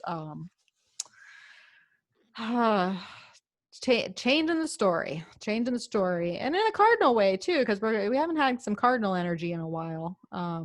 And so now we're feeling kind of that starter action, that initiatory, new beginnings that Aries brings in too. So there's something starting to me at this time as well. Definitely, and that kind of basically carries over, I feel like, through April. And then there's definitely a big shift in the middle of April, I guess. As we go from that into beginning of April, Mercury goes into Aries, and that's around the same time it actually goes invisible. And then what is it? April 11th, we get this new moon in Aries. So, what I meant to say, it doesn't really change what we were talking about. There was that full moon in Libra on March 28th, which was right after that chart you showed. That really just sort of doubles down on really feeling into that Venus, that new Venus, because we get the new Venus on March 26th, and there's like a full moon 2 days later in Libra, with Venus and Chiron together, like where the full moon's like opposite them, right? Yeah, all in the same degree, 8 degrees. Yeah, I know someone with that moon. Interesting. Yeah, so that's that really gets illuminated there. So this seems like a big personal illumination here. I'm sure there's world events that this shows up with also, but this is personal. This is relationships. This is connections of all sorts. Some things are going down once again. So we're looking at March 26th, basically kind of like March 24th through the March 30th. This is kind of a hotspot area for relationships, especially. Yeah, and then Mars with the North Node, so like that's definitely like an amped up Mars and Gemini quality, where that can certainly with relationships be coming in with like just interest in different things getting stirred up, perhaps if there's. Seems very conversational, especially as the moon then goes on Mm-hmm. to it's basically the moon is going to form a grand trine with Saturn and Mars at that point too. So there's something's getting aired out, being spoken about. It seems Mm-hmm. like a turning point Yeah, for definitely. relationships. Yeah. And then so soon after that, that Mercury goes into beginning of April, Mercury goes into Aries, and then like I said, that new moon on April 11th is basically squaring Pluto, sextiling Jupiter, I think, something like that. And it's shortly after that, I think it's April 14th, so in the middle of April, that Venus goes into Taurus. And Mercury is like moving, fittingly for being in Aries, like moving super fast because this is like Mercury's like heading towards its superior conjunction. So Mercury just kind of is flying through Aries. It hits its, it gets reborn superior conjunction on the 18th, a few days after Venus enters Taurus. And then by the 19th, Mercury's in Taurus. So from like basically April 14th, into that next week, into like the 19th, 20th, we get Venus and Mercury going into Taurus, then Venus getting to Uranus on April 22nd. So that's a really major change that comes in there. And it's now it's like the Uranus and Taurus getting that Venus Mercury action, as opposed to back in February when they were in Aquarius with Saturn and Jupiter. So now that's really getting hit there. So that seems like that's some kind of big, the Uranus thing comes in again really strong here. So I think it's April 22nd, Venus is there. Mm-hmm. And the next day looks like April 23rd, Mercury is there. Mars goes into Cancer basically, then Venus squares Saturn, Mercury squares Saturn like 24th, 25th. And what also happens there, leading up to the full moon in Scorpio, is Mercury comes together with Venus. And that's important because they're just going to, as we'll see when we get into May, they're just going to keep kind of traveling together. Like Mercury will get ahead of Venus, but it's going to station retrograde. And that full moon in Scorpio would be another kind of important point just to kind of mark when you were talking about those different like hotspots. Mm-hmm. But as opposed to that full moon in Libra, we were just mentioning, it seems very personal. This is, I'm sure, personal, but this is also big events getting set off because it's a full moon in Scorpio, basically opposite Uranus, and it's squaring Saturn. So now it's like the Scorpio full moon comes in and like sets off this whole thing, that we've been dealing with. So there's some kind of big, there's some kind of mid-April up until this, there's some kind of buildup, right? Where like Venus and Mercury are kind of going over Uranus, and something about Uranus is getting really activated. Then we get this like full moon, setting off Uranus, this Uranus-Saturn action. So Yeah, it's interesting because there seems to be, I mean, Aries new moons, if we pull it back to the new moon on April 11th to kind of play it out, because it's nice to kind of look at the new moon and then think about the full moon that results from it. And knowing that Aries new moons are always kind of setting the stage for something new to be born. It's fascinating to me that at that time, too, Mars is forming a trine with Jupiter. And so just thinking about the forward momentum that can happen when Mars and Jupiter are working on the same page, because once again, Jupiter just kind of pushing the story forward. So it just seems a lot of dynamic energy behind it to then get to that full moon that you're talking about on April 26th that has the Uranian component after, Venus has been on Uranus, Mercury's been on Uranus, the sun is getting very close to conjuncting Uranus. So it seems like there is this kind of Aries push backed by Mars being the ruler of Aries trining Jupiter. So there seems to be this forward momentum that then culminates to kind of the shocking component of Uranus that is pieced out and parsed out along the way as the waxing moon begins to build through April, if that makes sense. Yeah, definitely. It does. There's, yeah, this is definitely like a big full moon. It's also, Mars is in Cancer, so it's the moon sort of, as it's coming in, waxing to fullness, it's like moving across a trine with Mars. So they're in mutual reception there. So there's, yeah, it's definitely looks like a big full moon. As this full moon in Scorpios often are, right? But this is definitely setting off these like much bigger collective patterns. And then right at the same time, Pluto's stationing retrograde. Of course. So there's also just like this really deep Plutonic quality. So like even, I know some people would think about Pluto ruling Scorpio, but this is a legitimately, no matter what you're, even if you're a traditional astrologer, this is a legitimately Plutonic full moon because it's also stationing. So yeah, very, very deep something. And basically then this full moon is taking us into another one of the really big months of the year, which is May, where there's just a lot of movement, a lot of change coming in. So it's definitely like, it seems like a very pivotal full moon that's taking us into some like big changes, because basically then we go into May. We got Mercury going into Gemini, and actually same time Mercury's going into Gemini, it's becoming visible, it's helically rising. Venus is also becoming visible in Taurus, and then Venus soon after that goes into Gemini. Mercury moves across the north node, we get this new moon in Taurus, and then right after that we get Jupiter entering Pisces. So there's just a bunch of things that all just kind of happen in that middle of May when Jupiter goes into Pisces.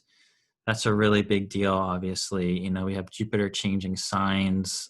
It's leaving that place of being with Saturn in Aquarius.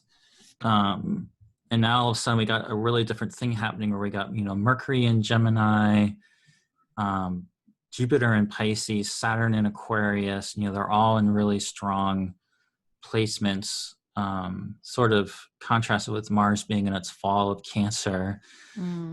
But yeah, this is a big deal with Jupiter entering Pisces, and it, within 2 weeks of this, we get to a lunar eclipse in Sagittarius. So we're only in Jupiter being there for a couple of weeks, and all of a sudden we get this like eclipse that Jupiter is like ruling. So there's yeah, just a lot of momentum, I guess would be a way to, just a lot of momentum behind this entrance of Jupiter into Pisces. Yeah.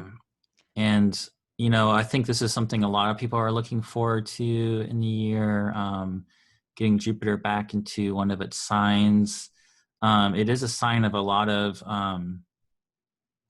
imagination and vision. So hopefully, I guess that the higher potential of this would be, getting some more big ideas and synthesizing understanding together about what's been going on, and to make some cohere whatever's become fractured, making space for the new visions and the new change, and maybe potentially movement opening up more to just in general by this point, depending on however your country's dealing with the pandemic. And a lot depends on a lot of these factors like vaccinations and all that, like we mentioned, but definitely could all be happening here. Yeah, and I think that that might just because we get that focus on mutability again too, but this is the first time basically right as Jupiter's moving into Pisces that we get, you know, Mercury meeting the North Node in its own sign. You know, we haven't had that happen yet, I don't think, since the nodes have been in Gemini and Sagittarius. And then we have Venus that's going to go in there. And so to speak to the movement, because we haven't actually had a new moon, you know, North Node eclipse yet. And No, that's so coming in that's June. coming Yeah. in. We're almost there, but there's something that I just kind of wanted to add that in with what you're saying about movement opening back up in some Yeah. way now that we have Jupiter out of Saturn's territory. Um, yeah, there just seems to be something opening Yeah. I mean, at yeah, this because like time. Venus is right close to the North Node. Mercury just passed it. Like you said, the moon just passes over it. There's a bunch of, even that North Node in Gemini is kind of really activated when Jupiter makes its entrance. So that definitely is showing movement. Yeah. There is So something actually I heard Austin Coppock say on a forecast about Jupiter being connected to rain, and that being one of the, sort of like epithets of Jupiter, like bringing in the rain, like in Pisces, which I thought was neat. And then I was actually working on something related to the Jupiter Saturn thing in Aquarius, and I came across this Homeric epithet for Jupiter, which is cloud gatherer, which I really liked as sort of an idea of Jupiter being in Aquarius.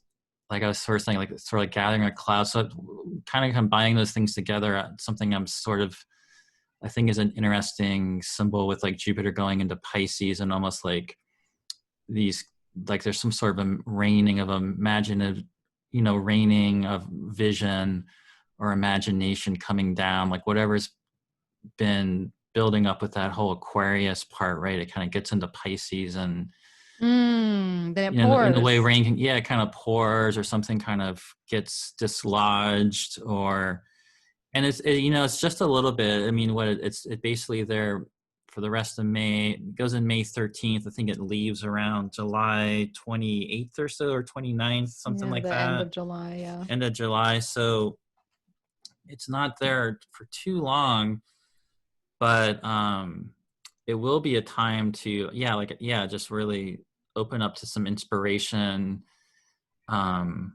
For people that like to elect things with astrology, it'll open up a lot of more possibilities with electing things, get a good chart to do something, that kind of stuff. Yeah, I know I'm looking forward to my solar return this year. Luckily I'm born during that period. I'm gonna have all these planets in their own signs, and I'm like, oh, how fascinating! Finally, but enough about me. So it's yeah, so I'm excited for Jupiter to move into Pisces, even if we only get it for a couple months. I think that it's going to be a, a sweet spot of the year. Also, adding a little bit to the connectivity of things too, and having so much Aquarius emphasis earlier on in the year, and adding to the water component, like bringing more of that binding quality and that connective quality and that relating quality. Um, I'm looking forward to that. Yeah, and I guess the contrast, I mean, in that traditional breakdown of like the hot and moist being air and water, cold, moist, Jupiter's just kind of staying on that moist, bringing things together. But That's true. Pisces does have that sort of inner expanse there might be this just like inner insight really coming out here. Maybe maybe almost like slowing things down a little bit to pick up that deeper vision that's been building up for you. It's like And then Mercury is literally slowing down at the same time.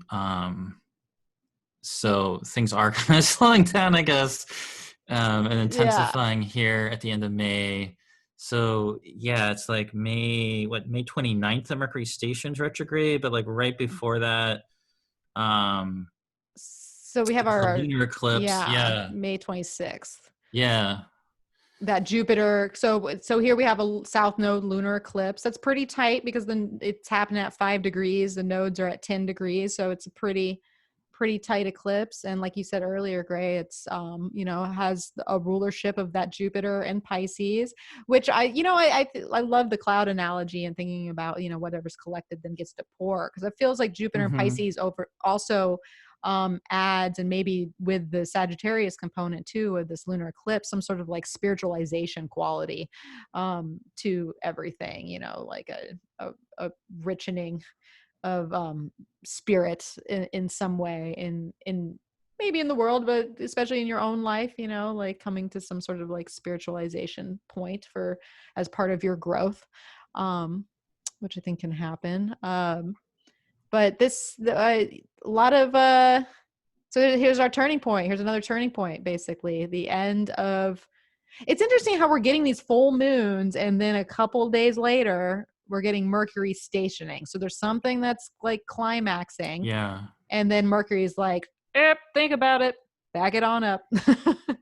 Yeah, so this is an interesting one, right? So we got lunar eclipse on May 26th, followed by basically right after this Venus, Mercury is slowing down. So Venus and Mercury are basically coming together in Gemini.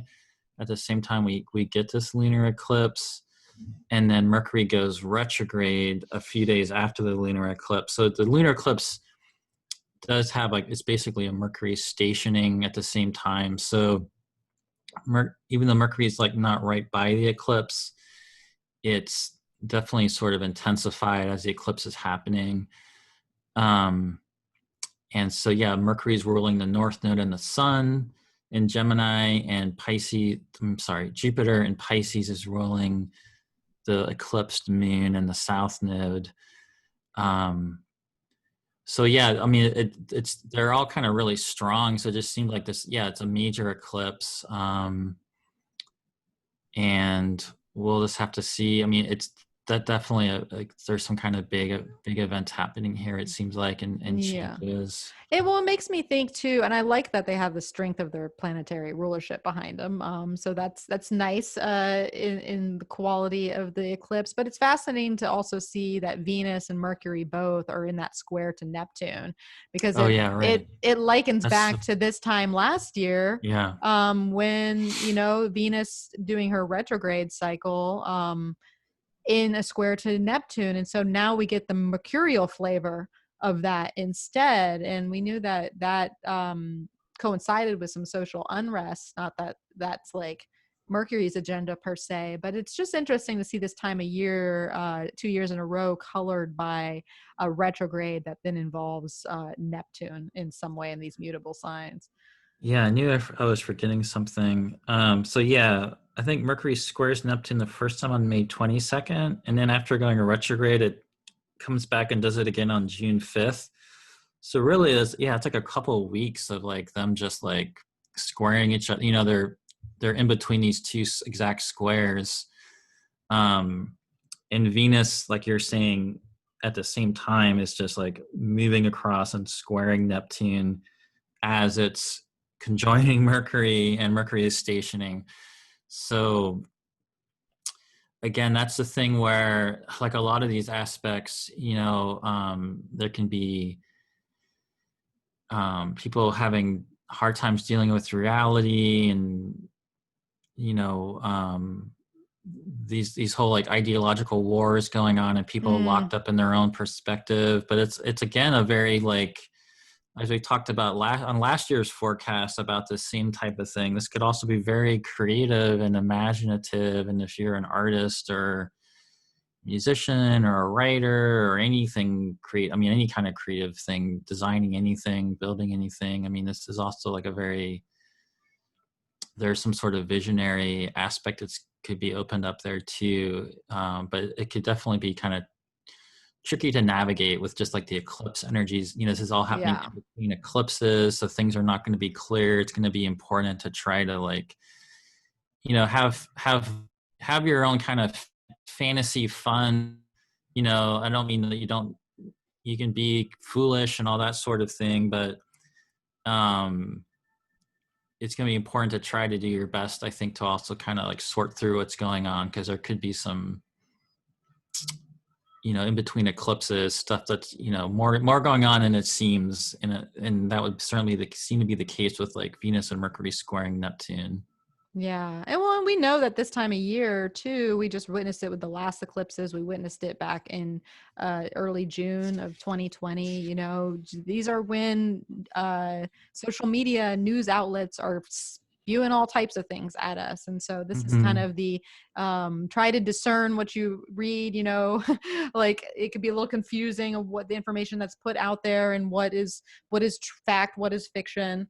Also the use of your imagination is a beautiful thing, but sometimes it depends on how we use it, to where at times it can be harmful and at times it can be the most glorious thing that's ever been.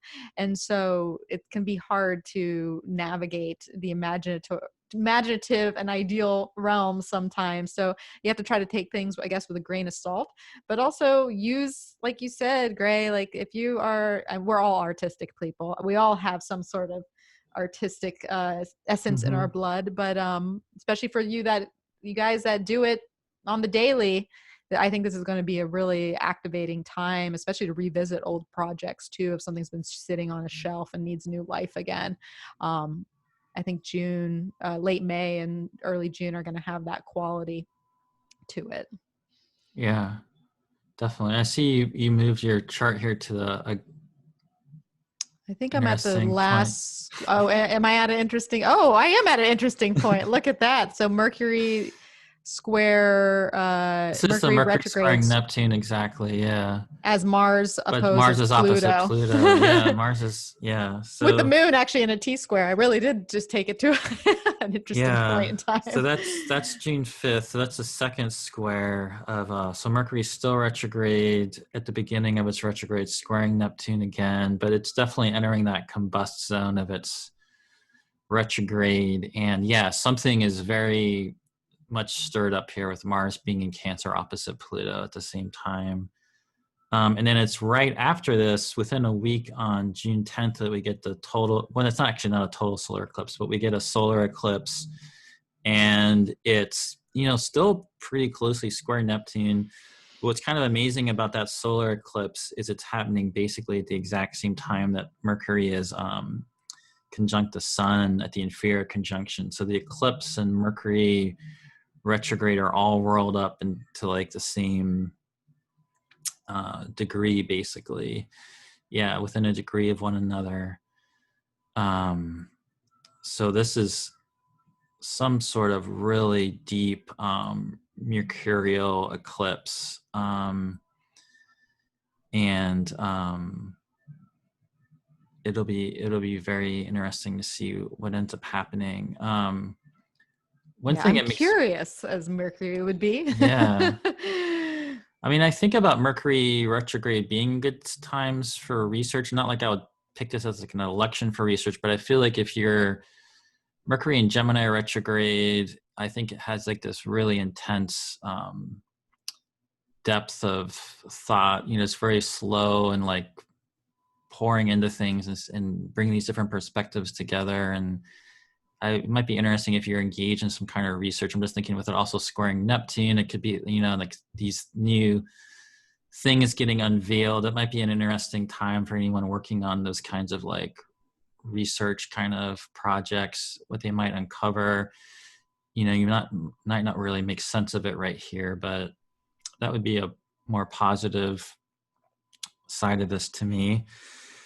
I'm curious. I'm just going to step this ahead. We're looking at a chart, but I'm just going to step this ahead real quick to see something. Okay. I'm interested. This is interesting to me because this is really the only North Node solar eclipse that we get with Gemini. And it has Mercury retrograde in its own sign with it. So this is just intriguing to me from just this is the only one we get. And it's again, this is repeating this, like we have Mercury retrograde in air signs in this new era of air. And while of course, this can signify Mercury being a lot of volatility and conflict and people arguing, I do think, Mercury is all about bringing together polarities and being able to hold different perspectives, especially in Gemini, Yeah. and being able to, like you're saying, you're curious, being curious and Well, listening. navigating Questions. duality too. Yeah. So like, there's a thing here where it's definitely going to stir a lot of things up in an eclipse kind of way. But again, it might be really another key kind of like orienting to what's going on with all of this. And this one's obviously really hitting that Neptune hard. So, and it's basically, it might tie back in some way. It's basically whatever, it's going to be in the opposite point of where we just had the solar eclipse in Sagittarius a couple weeks ago, or I guess it was last week on December 14th. So, that was a total solar eclipse in Sag, like 23 or so. This is a solar eclipse in Gemini, about 20 Gemini. So it's going to be in basically pretty much the opposite place of your chart, the opposite house. And different things coming in here for sure, but it's definitely part of whatever that Gemini Sag eclipse story is for you. Well, and so what's also interesting, and I know you're going to want to talk about this, and this might be our wrap up point of this quarter because we'll have to move things along. Yeah. But what's fascinating about these eclipses, so we got the May 26th and then June 10th. But what's bookended around that is basically we have Saturn stationing retrograde on May 23rd, just before the lunar eclipse.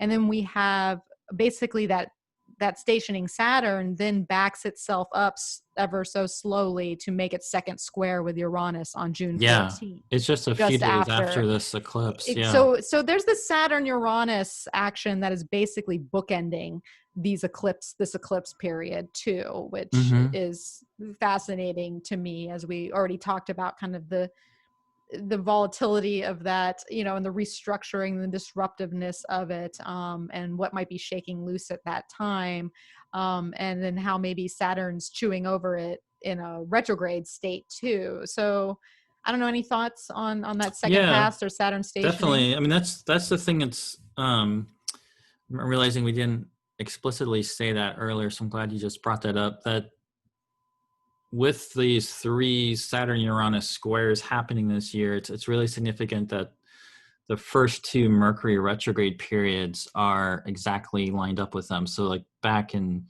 February, when we get the first Saturn-Uranus square, we're having, Mercury stationing, I think, direct around the same time in Aquarius, kind of close to Saturn. And this time, it's trining, it's in a range of a trine to Saturn. It's not going to get back to forming an exact trine with Saturn. I think it stations direct on June 22nd at about like 16 degrees. Yeah. So it'll be a few degrees away from it.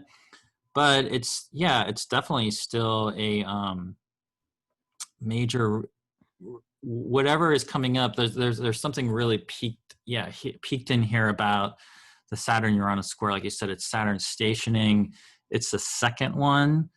So this is a major, within the sequence of the 3 squares we have this year, this is like the pivotal, like middle square, which is, there's probably new things coming out, deeper understandings about what's ever going on. A lot of times it takes until we get through the whole thing to fully kind of understand what's happening, but this is going to be another really, really major adjustment period. So the Gemini part of your chart gets really activated here and gets really, like, I guess one way to think about it, however that Saturn-Uranus square is playing out for you, this is another major adjustment to it. And I actually I know people don't like Mercury retrogrades, but I don't have a problem with Mercury retrogrades. And I think they're really good for, a lot of times we want things to go according to plan and everything just to line up like we're making our little to-do lists and everything's going to go according to plan. And that's, not the way things are. And it's certainly not going to be the way this year is going to go. And Mercury retrograde periods, they can be tricky, but I find they tend to show you what you need to be paying attention to. And that's what this is going to, I think, do. It's going to really key us in on what we need to be paying attention to and figuring out and changing. Mm.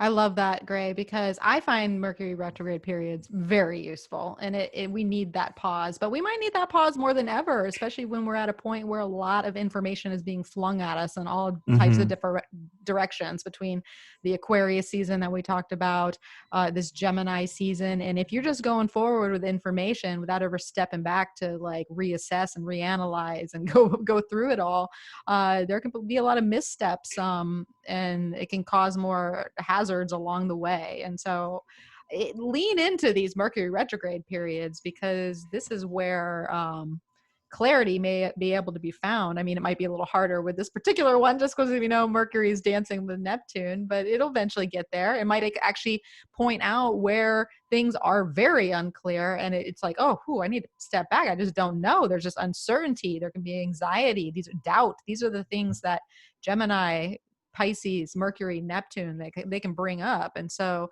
this period in particular might have a lot of uncertainty and doubt and anxiety to it.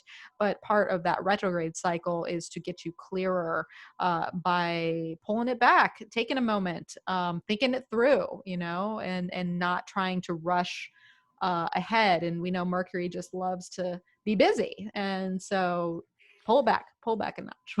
Yeah, totally. And this will be the one of the 3 exact Saturn Uranus squares. This is the one that Jupiter is not also in Aquarius for.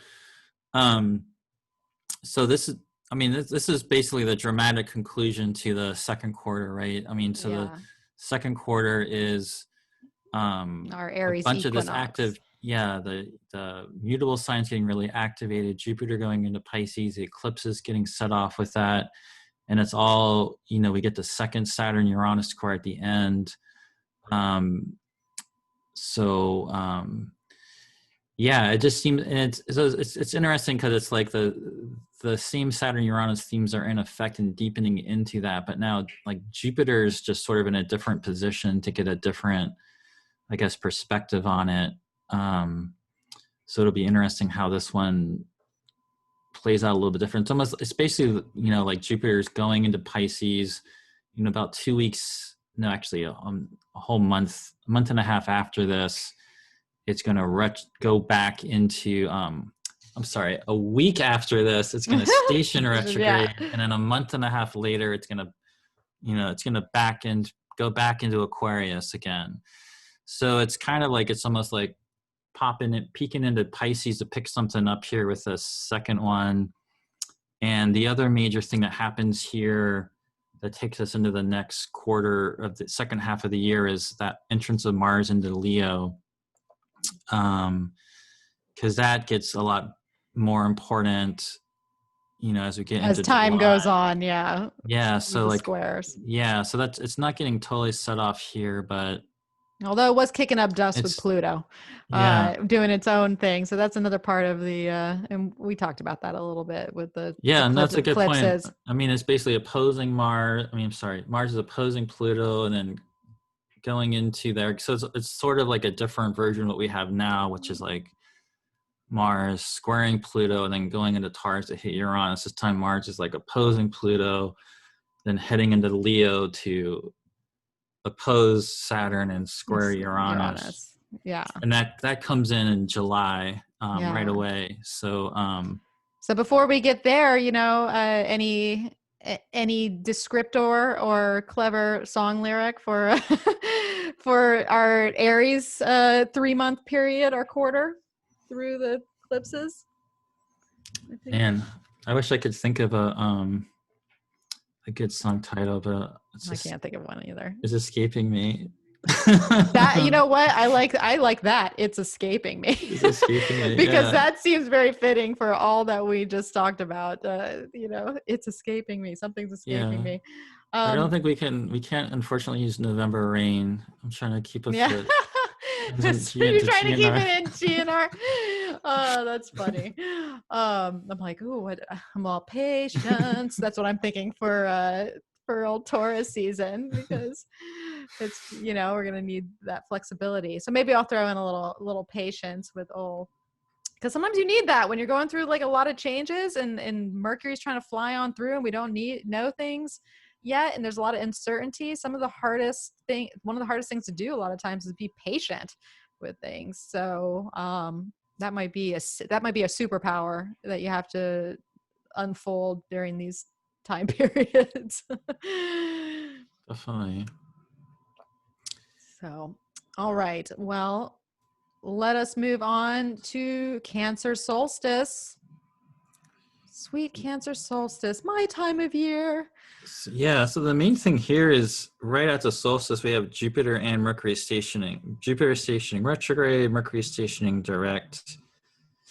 So it definitely starts off with this kind of like bang, sort of like with Jupiter and Mercury. And it's interesting because I noticed later in the year, this happens later. So when Mercury ends up stationing direct later in the year, Mercury is like also stationing direct at the third Mercury retrograde of the year. So this is the first of a couple of times this year where they end up Jupiter and Mercury station at the same time. So it's pretty fascinating. I mean, if nothing else, even just the fact that they're the rulers of the nodes that we're dealing with, right? So there's some kind of important story they're each carrying, and they both get intensified right here at the solstice. The main thing about, so there's part of a thing here with, Mercury is ending its retrograde. So we're going to start recovering from that and kind of building up. It's going to slowly start moving forward again. It's sort of it's like 4 degrees away from Saturn. So again, it's sort of like it's kind of gotten back, not exactly trining Saturn, but kind of close back, where it's definitely kind of seems to me it's close enough to be contacting Saturn there, where there's something we're getting kind of keyed in there to reorient towards as we start this like second half of the year. And then the really big thing that gets set off then in the next like week or so after this is that Mars and Leo just getting closer and closer to hitting the Saturn Uranus. And that's basically building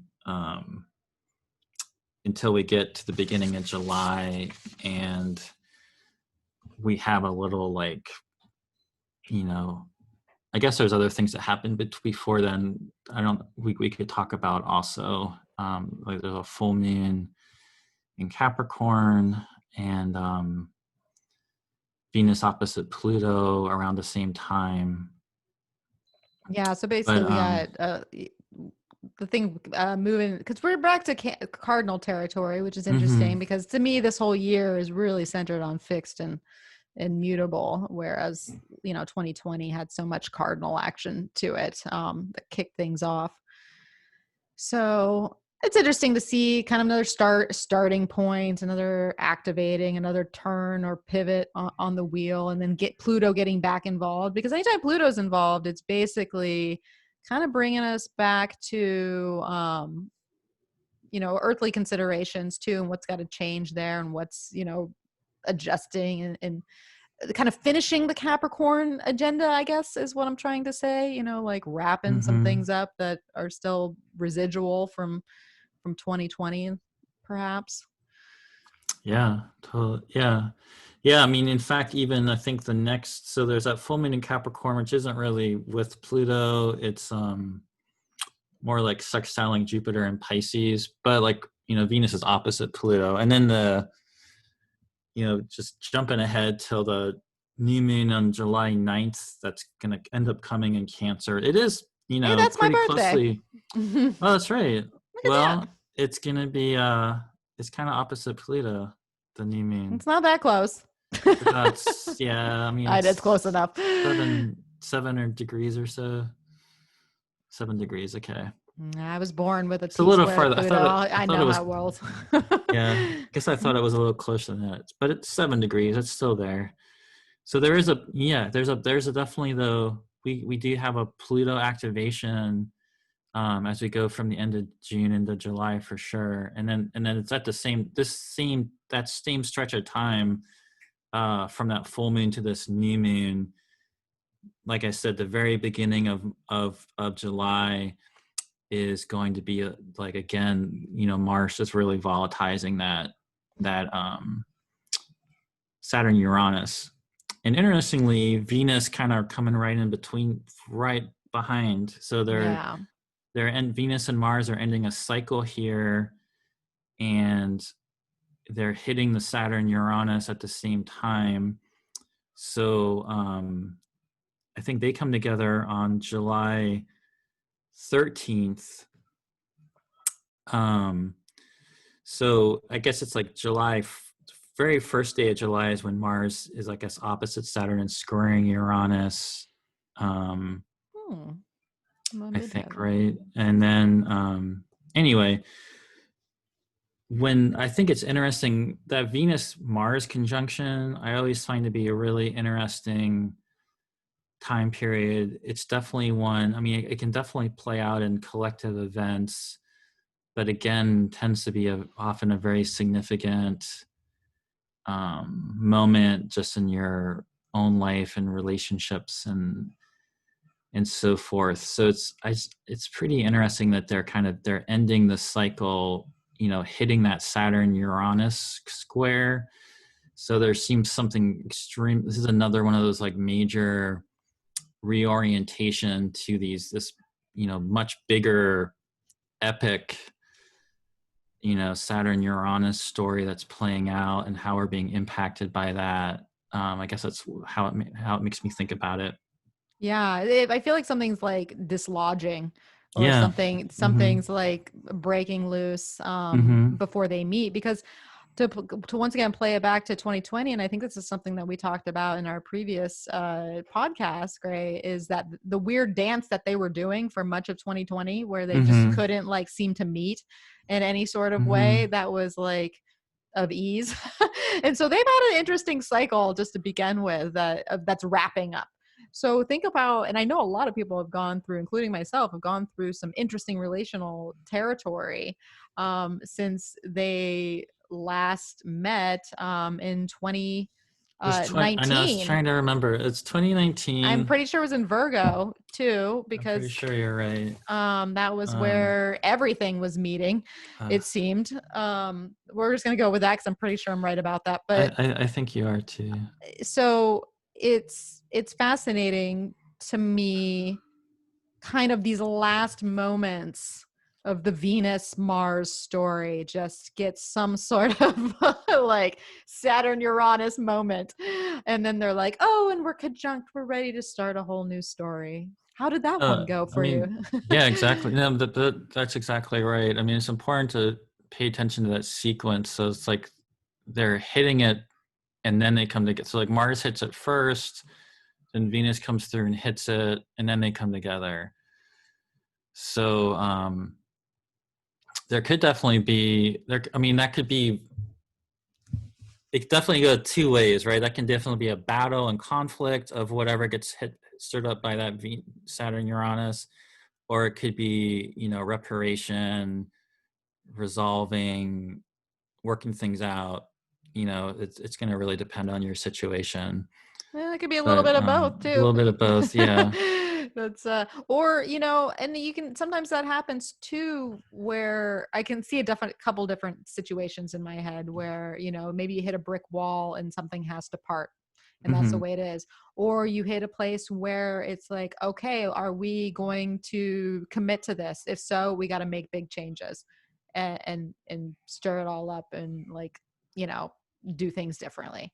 So it can kind of go either way, but I think that it's going to be a testing point for relationships in general. And it doesn't even have to be just romantic. I mean, it could be business, it could be creative, it could be familial. These are just overall relationship components, and even the relationship that we have with ourselves, because we're looking at that the anima and the animus within, and so that could be stirred and disrupted, but then re-glued in some Yeah, way. definitely. One way I've thought about that a lot before is, if you think about Venus just being your values or aesthetics or what's important to you in that way, in that kind of realm of like, this is what I want or desire, this is what I value. And then Mars really being all about how we, go after that, or it's like dynamic and fighting for that or creating that, whatever, that energy.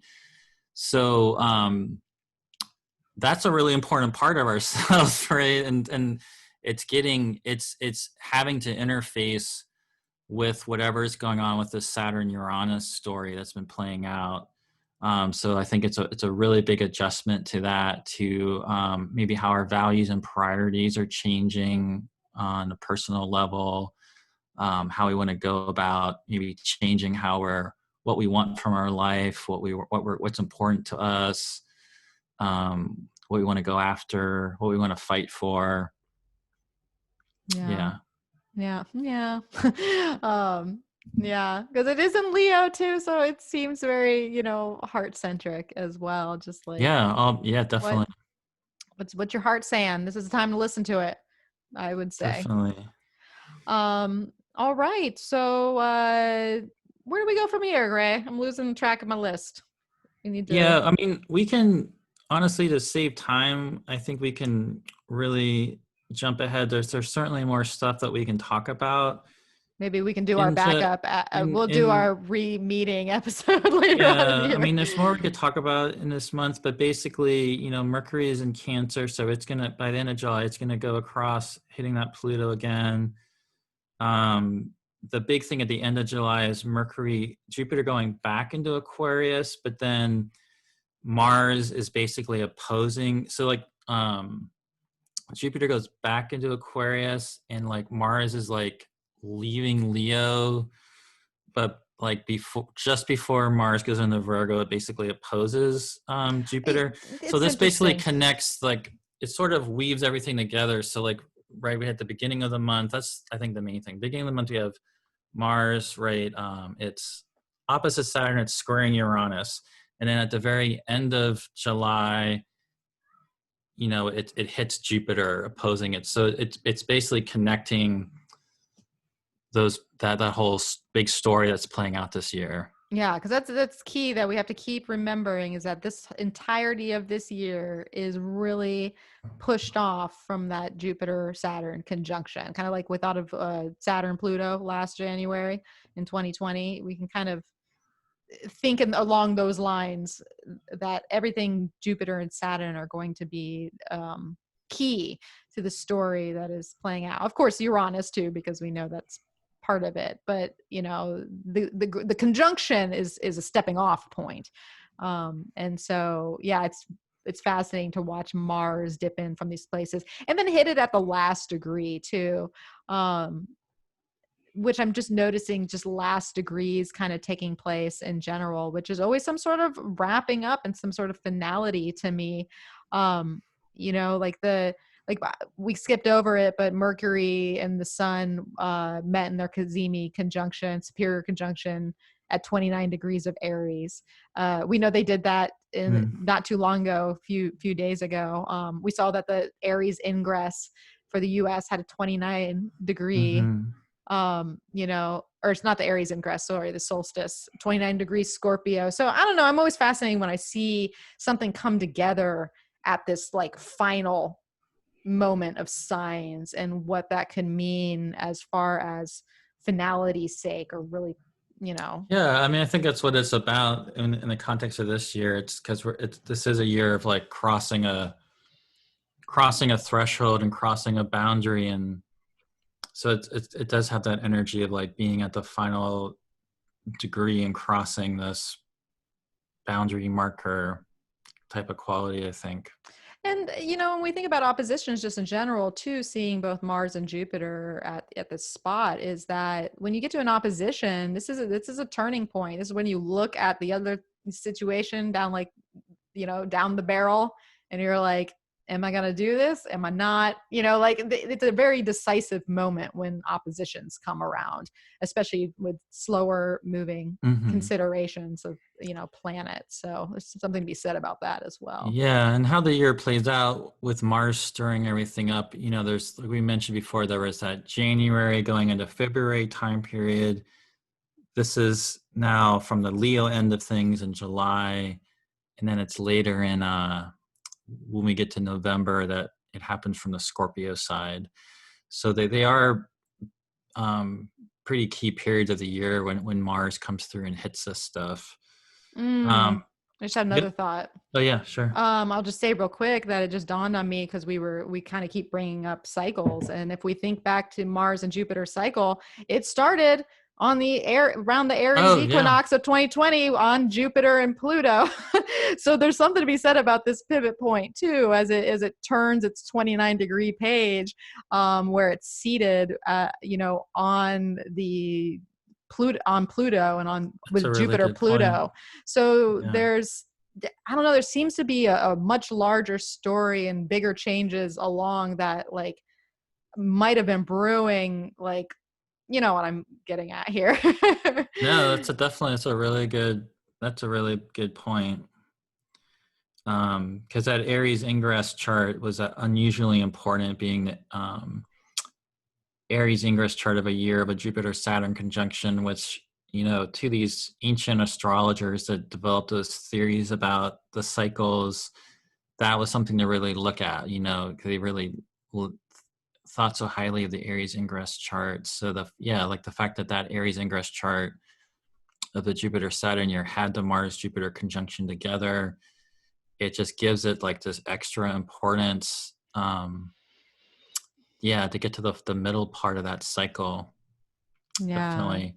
So I have a feeling this will be a pivotal time of sorts.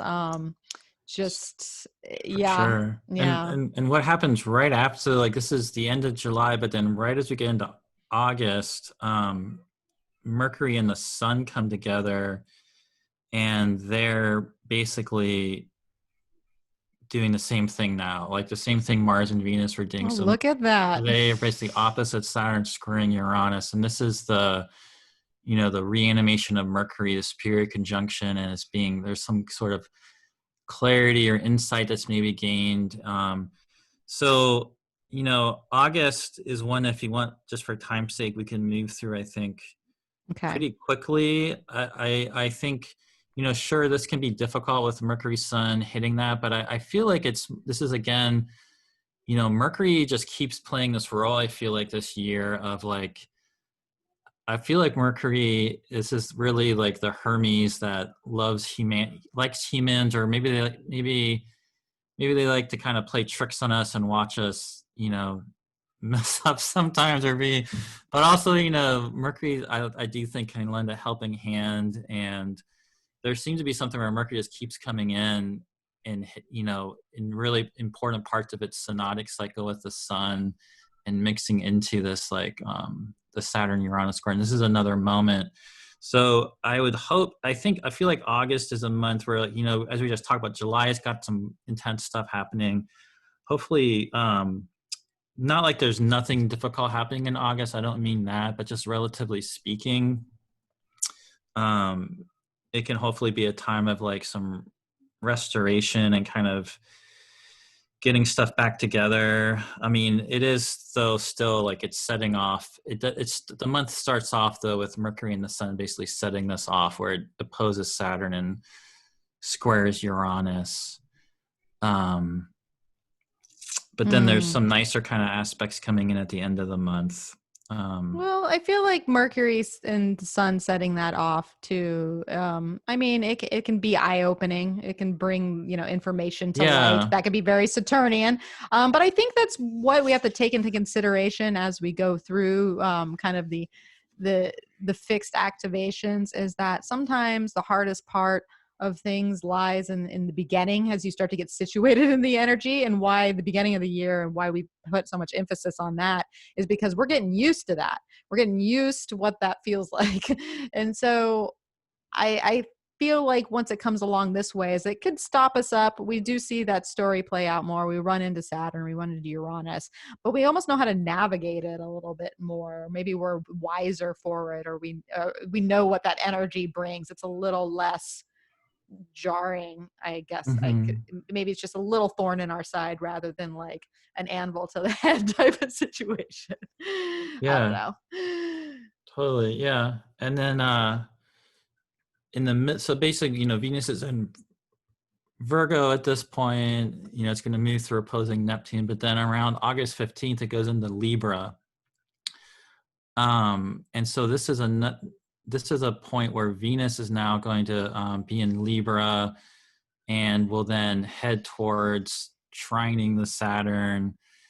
So this is a period where, at least from Venus is now in a more harmonious place to kind of maybe help work some things out relating to this whatever, however this is playing out for you at this point. So that's a nice thing. The other really major thing at this point in the middle of August is Mercury and Mars coming together, and that's unusually important because, as we'll see, they're going to end up. There's a whole bigger Mercury Mars story getting started here. Like, they come together here around August 18th, and because Mercury's going to end up going retrograde, they're going to be coming together more in the months ahead. That's So, interesting. and The this is like trine the to first Uranus. time. Yeah, and it's trining Uranus. So there's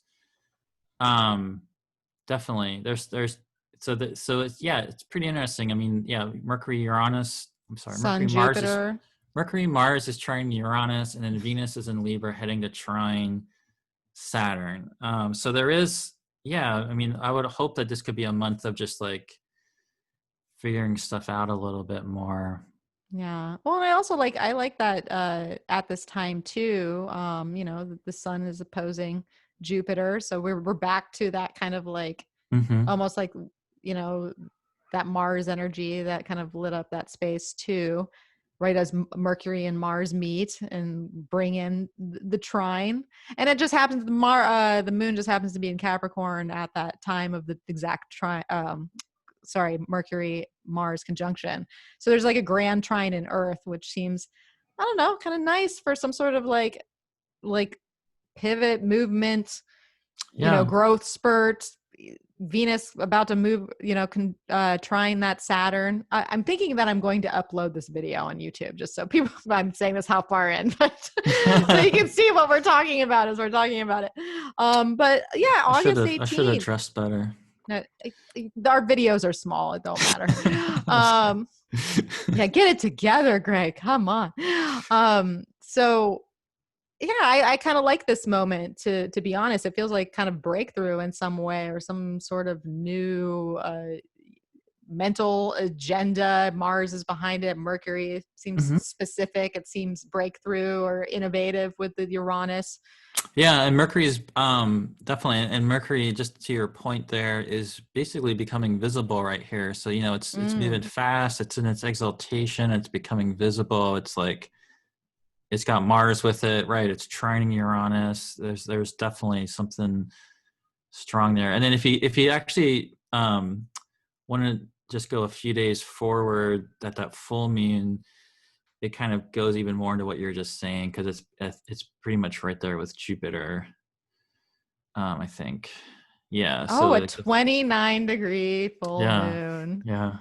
Look at that. I guess that's a blue moon. Is that a blue? No, Is that no. That's blue moon's in the same month, but it's the second full moon in Aquarius. There's one in Aquarius. We skipped over it earlier, but there's one earlier, like at the very beginning of Aquarius, and Oh then yeah, 1 degree ends up getting, on yeah, the 23rd. So we get yeah. two We get two two full Aquarius full moons. moons, which is so interesting since we are all about Aquarius, Aquarius, right? yeah, two Aquarius full moons. Interesting. Yeah. So we got so late July through late August, we're bookended by Aquarius full moons lit up for all to see. But the And 29-degree, hey, we know that's old Trump's spot. See what yeah, he's doing then.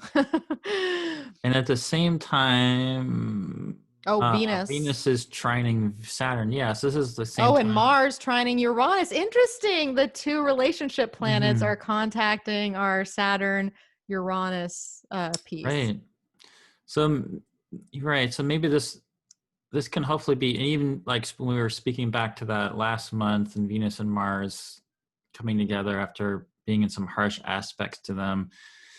That's kind of what, yeah, here they're forming harmonious aspects. Venus is in her own sign. So hopefully this is like a period, like I was saying, just to like kind of get stuff together in better ways. And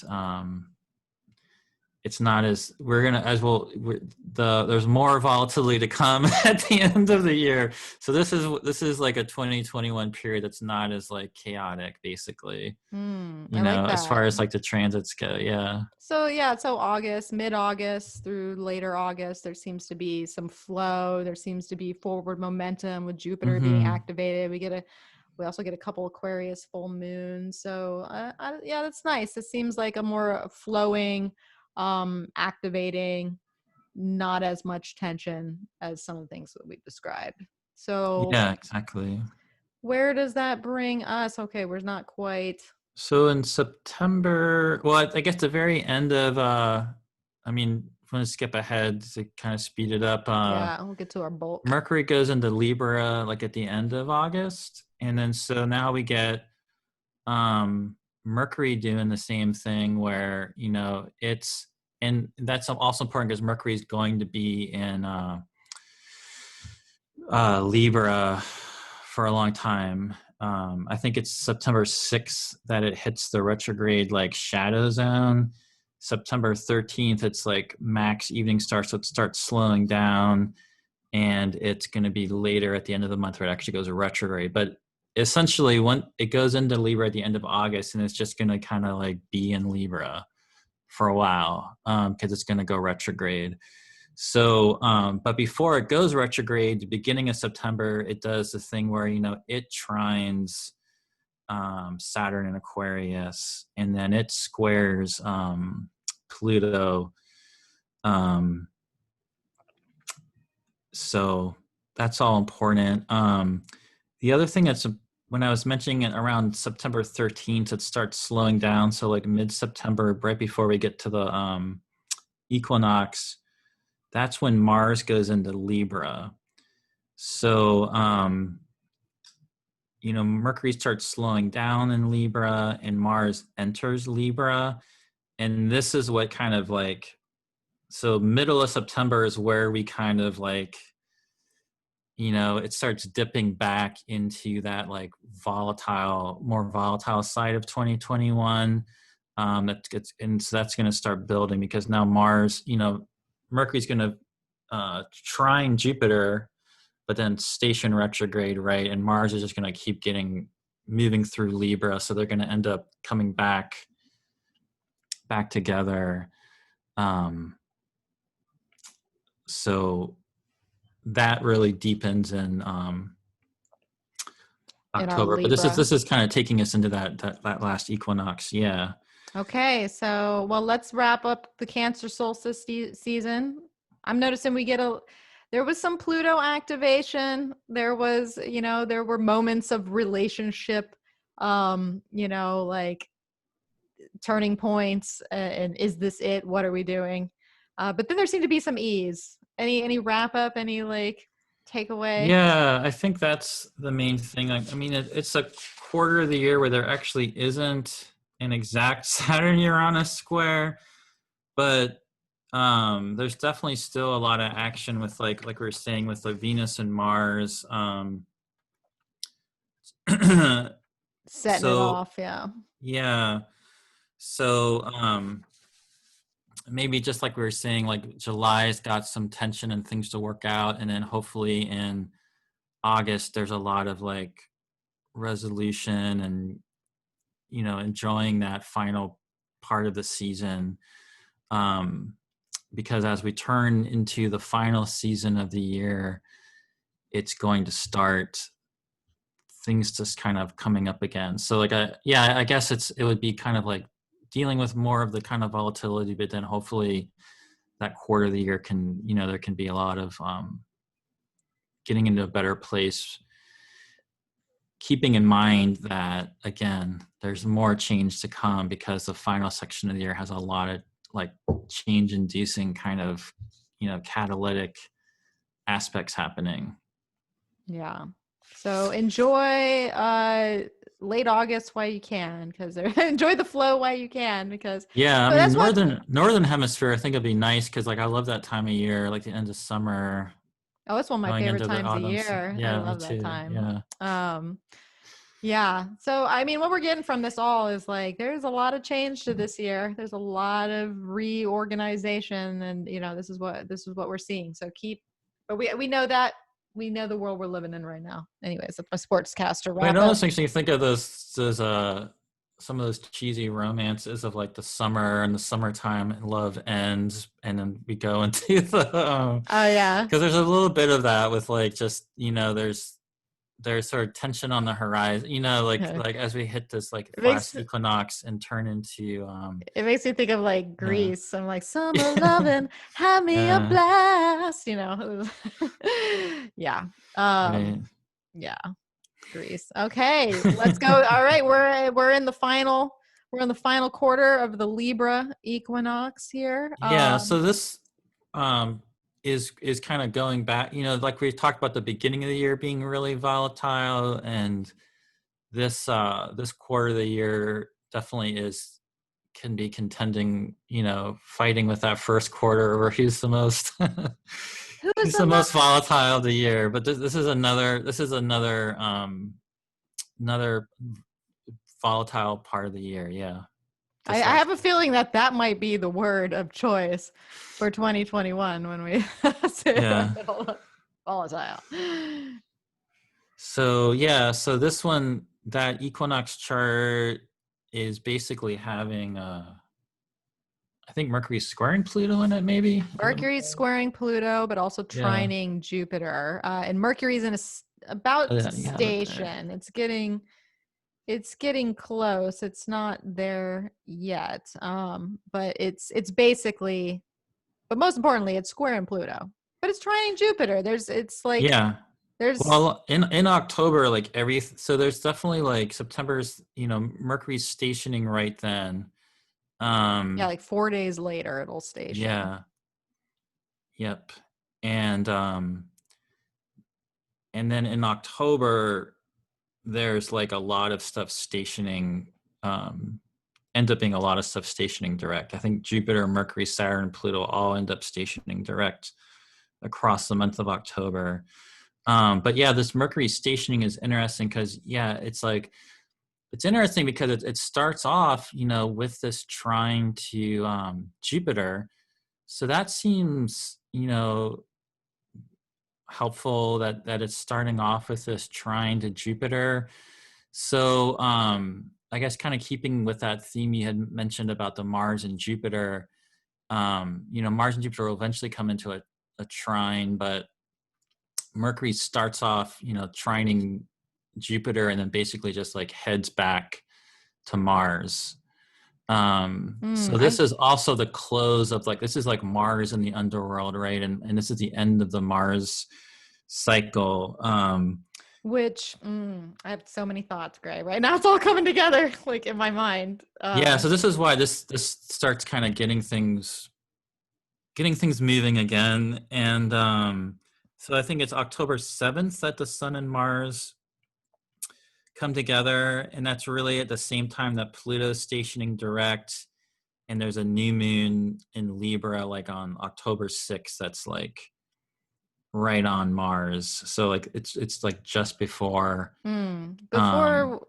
they come together. So that's an important, that new moon really kind of kicks a lot off. Okay, but we can talk about this before that. I want to talk about this real quick before we move Yeah. on to there and look at that, because when I'm like, okay, there's a couple of things I want to say. Obviously, I mean, we're looking at a Libra ingress, so obviously we want to look at Venus, and we see that Venus is in her, she's in her detriment there in Scorpio, and pretty much exactly opposed Uranus, and so I see this Mercury squaring Pluto, about to station, trining Jupiter. And to me, Mercury has some sort of message of justice.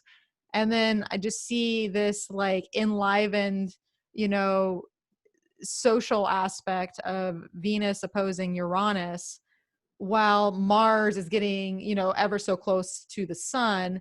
And just knowing how, with the whole pandemic, I was tracking the Sun Mars synodic cycle to begin with, because I think that that played into the whole um, like key moments of unleashing the pandemic agenda through Sun Mars connections, and then the story that it played out from there. You know, like, so it's fascinating to me watching this almost get to the conjunction, which we'll look at, and that story about to like wrap up, but it's once again getting to that last bit of the cycle, kind of what we were talking about before with Venus and Mars, and how we're getting to some, you know, this story is wrapping up in some way. So I don't know, my mind immediately went to some sort of like social unrest, kind of message in the streets, you know, some sort of justice. Like, I don't know, I just wanted to get that out there. It You might does. be I thinking mean, the it same does thing. I look don't know. like that with in the USA ingress chart. With I mean, the chart we have here for people that can't see it is Venus. You can look it up from home. Venus is in Scorpio, really. You know, what is it, like 6 degrees from the The midheavens, midheaven, pretty yeah. close. And then Uranus is about 7 degrees from the IC. So the Venus Uranus opposition are like right on the 10th, fourth house in a quadrant system, but as you have it here in whole sign, it's 11th, fifth. But so yeah, it's definitely, it's an angular Venus Uranus opposition in the USA ingress chart. And definitely, I think that just kind of keys us in, because what's going to end up happening is in this quarter, like where Venus is kind of marking right there, that's what's coming in November, you know, is that Mars and Mercury will end up, they're Yeah. both going to end up, they're going to come together in Libra and then kind of go together into Scorpio and set that off. So it's in the ingress chart, the Scorpio Venus opposing Uranus, but that Scorpio zone setting off the Uranus Saturn square is something that we see get hit again by Mars and Mercury. So there's definitely it's definitely some kind of social unrest will be happening, you would think. Yeah. Well, especially, yeah. And with having Mars in Libra and its, you know, detriment trining that Saturn too. And, you know, a lot of times there could be that fight for justice, that fight for equality, you know, like it seems really noisy. Um, uh, as far as speech and thoughts are concerned to me, and getting the word out with Mercury in its place, Mars in its place. You Yeah, know, and mhm. I'm sorry. No, go ahead. I was going to say that, yeah, and to the point you made earlier about Mercury stationing there, trining Jupiter with like that idea of justice. I mean, I think you're right that could end up playing out. I mean, Mercury's going to end up going retrograde. And as I was saying, like if we go into the next new moon, it's around like October 6th, you'll see that, you know, at that new moon, Mars is about to like Ooh. be with the sun. Mercury's retrograding back towards it, so that new moon's going to hit the Mercury retrogrades, and Mercury and the Sun and Mars are basically all coming together around October 9th. When we get to them a few days after this new moon, there's the Mercury Cazimi inferior conjunction, which is, you know, it's right there with Mars. So there's definitely something that this could definitely be some kind of social unrest. It's interesting that the Mars cycle is being seeded. You know, there's just like the solar seeding of Mars happening here, and that Mercury is getting mixed in. I don't think I can definitely think of some really negative things to say about that related to the air era and the military industrial complex.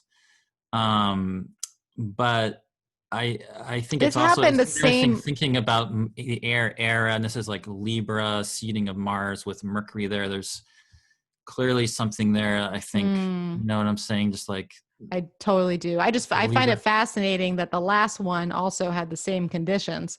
I pulled it back to September 2nd, 2019, and it's Mercury, Mars, and Sun all in the Oh same yeah, and degree that at big Virgo Virgo. one. Yeah. So it's interesting to see that come back, that same lineup come back, but like you're saying, activating air this time instead of Earth.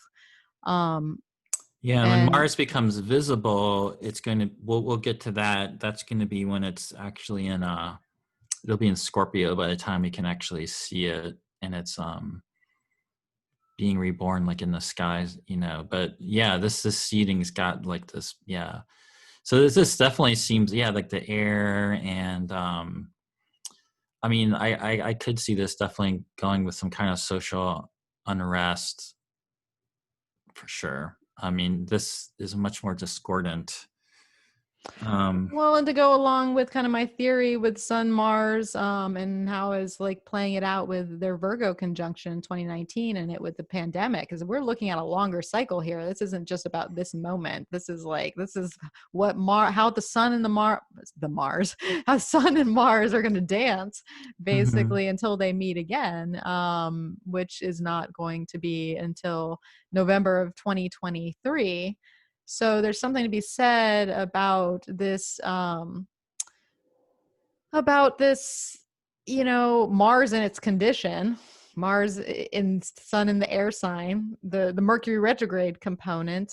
Yeah, I think you're right, Gray, about there being like this kind of being the start of something that is perpetuated in the social agenda, and like some sort of fight for justice, or fight from, like we were talking about the military too, and like how that is activated in some way. I don't know, it's fascinating. My mind is reeling. Yeah, but I mean, so this is a period where it's again another Mercury retrograde. This is the final Mercury retrograde this year in an air sign. So it's another, like, it's this different version of the same, you know, Mercury retrograde in air signs, reorienting us. This one though, yeah, like it's hitting Mars, and what's happening at the same time as this is Saturn stationing direct. So then we get Oh Saturn yeah. stations direct on the 10th, Jupiter stations direct on the 17th, Mercury stations direct on the 18th. So there's like this whole lineup then where they're all stationing. Um, Mars trines Jupiter, and then we get this full moon in Aries, which is basically opposite Mars and squaring Pluto, which is a lot to take in. But trying to think of how, and then Mars is like basically going to square Pluto at the same time. So this is just what I'm not sure how to synthesize all that together into like a short statement, but it's um it's big. I mean, there's some kind of major shift here. You know, Saturn, Jupiter, Mercury, they're all stationing. Um, the full moon in Aries, which is obviously ruled by Mars, it's like opposite Mars. And then what, I mean, November gets kind of actually even a little bit. I guess what's going to happen here is there's something kind of building, and like, you know, we can't really see Mars yet. Um, there's obviously something where it seems like this Mercury retrograde is kind of taking us into some trouble. And then maybe as it's stationing, it's, you know, again, hopefully Mercury's helping us kind of tune into that Saturn and the Jupiter, and, you know, it's going to move forward to trining Jupiter again. But as we get into November, I mean, things just kind of keep, it's not like that's like the peak, you know what I mean? It's almost like that volatility we're seeing there is just kind of like it's going to take us to another level of it in the next month. So it seems to me like it's kind of like a building up of something, like something's kind of brewing and simmering there. Maybe we'll be seeing it out in the world, but yeah, it's kind of building. And then, yeah, as we get into November, Um, That's when we're basically back in Saturn Uranus territory at that point, with yeah, now Mars in Scorpio, the sun in Scorpio, yeah. Mercury hitting its previous station spot, so it's reactivating Pluto with a square on November 2nd. If you go to And November 4th, that's the new moon, and yeah, November 2nd, like you're saying, it comes in. It's opposite Uranus, but the new moon is still ooh, pretty right much there. opposite Uranus. Yeah. Yep. Yeah. So there's a new moon Yep. November 4th opposite Uranus. It's still basically squaring Saturn. And now, yeah, you can see Mars is in the beginning of Scorpio, heading to square Saturn. It gets there like November 10th. Um, but basically, from this new moon, like the week after this new moon, from November 4th, like November 10th, we have like the new moon in Scorpio opposite Uranus. And then basically Mercury goes into Scorpio and comes together with Mars. So we have like Mars and this. So if you remember, we talked way back in, was that August? I forget what day that I was. think so. Yeah, it's back in August when we had Mercury and Mars together in Virgo. Um, and then they come together again when Mercury's retrograde, right, in October. And this is now they come together again. And this time they're in Scorpio. They're squaring Saturn. They're opposite Uranus. So they'll both then, move from this into squaring Saturn, squaring Uranus. So this is, yeah, and this November period is just it's taking us right back into another one of these very volatile, something coming in. I think on a personal level, maybe it's helpful to think about um, just knowing there could be a lot of stuff stirred up here and maybe needing to find your way through it. Yeah. I mean, Scorpio is always pushing for something to be like, there's always some sort of kind of erupting, deep well force. Mars is in its, nighttime domicile there. So we have this super strong Mars that's activating the square with Saturn. And we know in Mars and Saturn together, there could be a lot of pressure. It could be a lot of, like deep kind of like just friction that can happen within, that can happen emotionally, that can happen about the future and the agenda, that if especially as the new moon seated in opposition with Uranus, so we talk about that volatility, that disruption, and now you have to deal with it, now you have to act from that, and it could take those ninja moves. That's what I think of with like Mars and Scorpio is like ninja moves, where you got to kind of move from a stealth position or work behind the scenes or like strategize in some way. And so there could be a lot of pressure placed on people at this time, and there's probably a lot going to be going on in the world, but we have to navigate that within our own kind of like like deep rooted changes that hit us on an emotional instinctual level at the same time, or at least that's kind of what I'm thinking. Yeah, I think you're right. That's the best way to talk about it personally, just to really, I think, do your best to really center within that deep emotional material, because certainly with the whole Scorpio thing getting set off in this quarter, that's what's really, all that emotional deep undercurrents are coming in really strong here and being exposed and coming out. And you know there could certainly be personal conflicts coming out of that, but there's also hopefully ways to navigate that. So it also could be some deep material coming up to really act on. I still think that even though the Saturn Uranus square can be difficult, it can also be in some cases liberating, and breakthroughs Yeah. can really come out of this. So it's definitely that definitely deep scorpionic volcanic type of material that can get really dislodged. And I think unleashed here. I think it's definitely gonna be a time to be careful about. I think I would not be on Twitter or social media during this time. That seems like a nightmare. Not that it isn't anyway all the time, but even more than normal.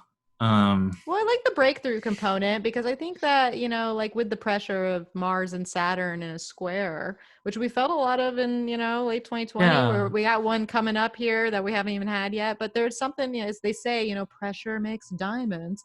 So I there's mean, that's what something. Yeah. that's I mean, that's the positive side of this. There's something really, really getting dislodged here. And it is Yeah, a better very deep. position than the last Mars square to Saturn that was on Uranus and squaring Saturn from that detriment position. So there actually could be some sort of like, around the way connection to that earlier point in the Mhm. year that is now in a new point of it's in a different kind of pushing home of its cycle, because this is, kind of that last quarter moon position to the Mars Saturn Right. cycle, which if we look back, Mars and Saturn made their conjunction on the Jupiter Saturn point of 0 degrees Aquarius. So their story Yeah, just good in point. general is like, is really unleashing the Jupiter Saturn piece to begin with. So there is a lot to Mars and Saturn's movements together that are that are beyond just Mars and Saturn and are playing into the unfolding of the larger kind of cultural response and then our own, new 20-year cycle that's brewing. Yeah, and I think in terms of if we're thinking about the Saturn being authorities of some sort, whether that's your own personal authority or authority figures, when Mars is over there with Uranus, Saturn, and just from a superior square side of things, the Aquarius had the upper hand, but this is Mars in its own domicile that's now actually, in addition to being the last quarter square, which, like you're saying, that's very important. It's also in the superior square side. So Mars in Scorpio is like now got the upper Upper hand to hand. like to really dig into that Aquarius.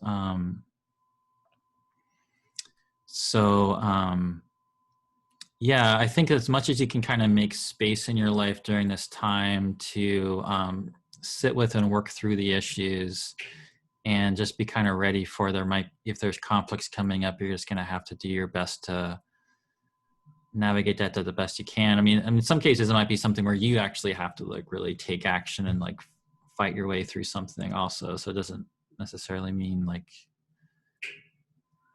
you should always be avoiding that, but yeah, it's definitely something to look out for there and be aware of. Yes. The other major thing then, so that whole thing is basically playing out this whole like next week.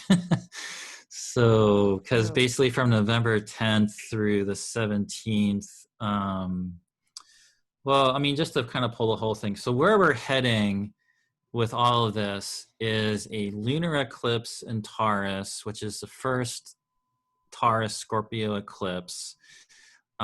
It's conjoining the fixed star Algol. It's basically squaring Jupiter, trining Pluto, and as we come into that eclipse, we basically get the thing we're talking about. Mercury is together with Mars, squaring Saturn. They move across the opposition with Uranus, and that's basically like feeding right into this eclipse. And so that's why this is where there's just some sort of building up of like this volatility that we're dealing with here. And so this is going to start the Taurus Scorpio eclipse story for you, which is going to be very intense in 2022 because they'll be involved with Uranus, and especially actually the lunar eclipses in 2022 are the ones that I noticed were like really lined up with Uranus. So there's going to be a really interesting like lunar eclipse Uranus thing Right in my that plays Uranus out. return. Or Uranus Yeah, opposition. How lucky. yeah. If I'm remembering right, and I could be wrong, but whatever from my memory, it's the lunar eclipse in Taurus. and a lunar eclipse in Scorpio that are especially kind of lined up with Uranus closer. But anyway, this is beginning the Taurus. So the nodes are still in Gemini and Sag, and they will be the whole year. But when we come to the end of 2021, the nodes are about ready to switch over. And so that's why, you know, here they're at the very end of Gemini, they're at the beginning of Gemini and Sagittarius, but that's why we get the first Taurus eclipse coming in. So there's not a Gemini eclipse here. There'll be a Sagittarius solar eclipse after this, and that'll be the final one in Gemini Sagittarius. So this is like, yeah, there's an eclipse story thing changing here too. Yeah. So there's like some new kind of eclipse themes coming in, right? So there's just a lot of another big period of adjustment here. Well, and it seems to back up the fixed story again. So not only, you know, like having all these planets move through Scorpio, having Mars in this opposition to Uranus at the time of this lunar eclipse, introducing a new nodal story with the nodes about to switch. You know, we're a little bit out, but they're getting close to switch into Taurus and Scorpio. And whenever we get that first eclipse, and it's a pretty tight one too. I mean, it's an indifferent, but the eclipse itself is going to be a strong eclipse. Mm-hmm. And so we're getting, I want to say we're getting thrust into new territory, but we're really not, because we have been dealing with the fixed energy for the entire year, but now it's starting to get intensified with the eclipses then changing. But to me, that also, I was talking about this on Christina's podcast not too long ago, just thinking about the way that the nodes move and how eclipse cycles kind of work in reverse to our other modalities, where normally we are like pivoting or starting, and then we you know, kind of stabilize, and then we adapt and, you know, shift. But with eclipses, we more like we start, we shift and adapt, and then we stabilize. So there's something to be said about the shifting of the nodes into these fixed signs in this first lunar eclipse, is that it almost feels like we're about at the stabilization period. That is, you know, this is the first start of like finally, as we've moved through Cancer and Capricorn and the start of all this and all the, you know, I can just think of everything that went down in that time, the pandemic, the, you know, like moving to the, having to adapt to it all. And so, I mean, I'm looking at the high side of this, as I'd like to think that this is finally the eclipses that are setting off a more stabilized agenda. I hope it's a good one, but I don't know. Other than being fixed, you mean? Yeah, because there's I don't know though. I know where you're going with this, and I'm not saying you're wrong. I'm just trying to find some sort of like hope, maybe not in this one. Maybe let's get us into 2022. And even then I got to look at things, but there is a lot of high energy to this particular eclipse. That, I mean, the thing disruptive. What's interesting, because the thing with the 2022 eclipses is they're on Uranus, so I don't think stable is one of the things. Well, it's not going to be a normal like Taurus, Scorpio eclipses in that kind of way, but definitely I think, I mean, like long-term impacts, you know, long-lasting effects, that kind of fixed quality. And what's kind of interesting is that this one is like the one that's not like right on Uranus as far as the lunar eclipses that we'll see that are coming in 2022, but Mars is like exactly opposite Uranus. Yeah. So, but I mean, I think though, you know, when you're talking about, you know, you having a Uranus opposition, you know, other people that have Uranus around that, like, you know, mid Scorpio placement. I mean, these are going to be big changes for you, and not that the Uranus opposition, this has to be stable, but I mean, honestly, I've lived through my exact ones, and my life wasn't like crazily unstable. I mean, and there can be a lot of like growth and breakthroughs that come in, and you you learn how to like keep your life together while they're happening. So it doesn't mean like your whole life's going to be like unstable, just because Uranus is going to be involved in these eclipses. That they're world events will be, I think, but on a personal level, yeah, I mean, I think you're right that in a sense about the stability in that. Well, it's going to basically be about how we're all going to be finding our way to Yeah. stability. Like we're stabilizing our lives amidst these big changes that are happening in the It's like world. it's like building a new normal, basically, Yeah, is yeah, like hmm what we're trying to do. yeah, So I think there's still a stable quality to it, but that doesn't mean that, but with the caveat that we know that nothing is really staying stable, like there's always right, going to be some sort of disruption and some sort of movement and that volatility aspect. um but with any type of like quake or shake, there's always moments of stabilization, and so it's like hmm uproot, settle, uproot a little bit more. It's kind of like when the earth is quaking, and you might get a big quake, but then there's lots of little ones that come with it that kind of like try to find where the earth is going to sit after that kind of big shakeup. And so I think that might be a lot of this year, actually, is like thinking about those sort of, I forget the technical term for it right now, when the earth like gives those extra like well, they're kind of aftershocks, but you know what I mean. So we're just trying to find where we settle. It's like, little 1.0s that keep like triggering us to find a new kind of plate to kind of rest in. yeah, totally. That's a great point for that. Um, Where does this I bring think us, we Gray? should. I think we should move. Yeah, let's move ahead because I know we're taking up a lot of time talking about all this. So unfortunately, December has a lot happening, so it's hard to just talk about December in a moment. But this, like you're saying, I think it's good to keep in mind. Yeah, there's some kind of like there's some big shaking and shifting happening in November. November stands out as being one of the most volatile months of the year, and you could make the argument for it maybe being the most volatile. Um, and so we get to December, and we're kind of recovering from that. And there's a whole kind of new. There's not a new dynamic being introduced. There is a major new dynamic introduced, but the Saturn Uranus square, and as far as these being the exact ones, we by the end of December we have reached the final exact Saturn Uranus square. So that's one kind of overarching theme of December, is that they finally come together. In Pacific time, I think it's December 23rd, but most of the world, it's going to probably be on December 24th for you, that we get the final Saturn Uranus square.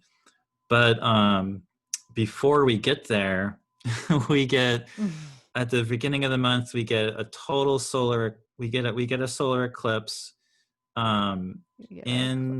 might not be total actually, but we get a solar eclipse in Sagittarius, and Neptune basically stationing at the same time. Neptune stations direct. We get a solar eclipse that's with Mercury very widely squaring Neptune. And then at the same time that's happening, the thing that comes in that's very new, is the Venus retrograde and Venus with Pluto. So at the beginning of December, Venus is already in Capricorn and coming in to get closer to Pluto.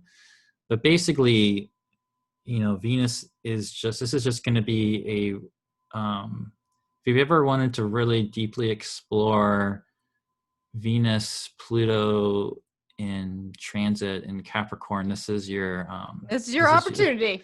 this is your month. Yeah. So everybody can really get ready for I'm sure that's evocative I don't think I think everybody's mind can just go there, Venus and Pluto and Capricorn, what that could mean. And it's just, it's literally like all month. They're just, because basically they come together. I think they come together the first time on December 11th, but Venus is stationing retrograde on the 19th, right around the solstice. So it doesn't really, they just like stay together.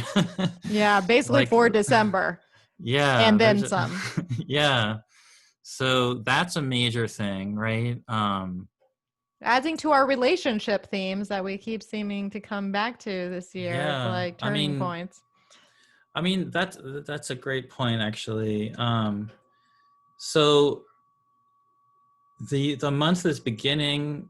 There's something where, so it's not like the Saturn Uranus squares are actually wrapping up, because like we mentioned, they're going to be playing out all of next year, but the exact ones are wrapping up this month. We get the last Sagittarius Gemini eclipse at the beginning of the month. So there is something about those Sag Gemini eclipses, like there's like the final, whatever happens for you with that, that's important happens. It's not the final Saturn Uranus experience, but the final exact square. So there's some sort of intensification of that again that we're dealing with. And that's not really a new story either. But yeah, Venus retrograde on Pluto. And like you said, there is something that we were looking at where the whole year there's like some really interesting things with Venus and Mars happening. And yeah, I think if we just really think about the relationships and just our desires and what we want and what we value in life, what our needs are, and how we're navigating this time of being on this like big collective threshold where so much is going to be changing, that we end the year with Venus just like spending this really, really long time with Pluto in Capricorn, this like earth sign. It seems like it's really like just this intensification of digging up values, maybe the old identities. Maybe it's a lot of stuff about, if we get into this whole astrological era trip, maybe it's a lot of these really old values related to the old Earth era, because we are having to let go of that and release it. And yeah, just really digging into that. I Yeah. guess maybe to see like, we're letting go of something, where things are changing, what's there for us to really also support our growth going forward. Seems very, very like, real extreme intensification of desire coming up with that, it seems like. Yes.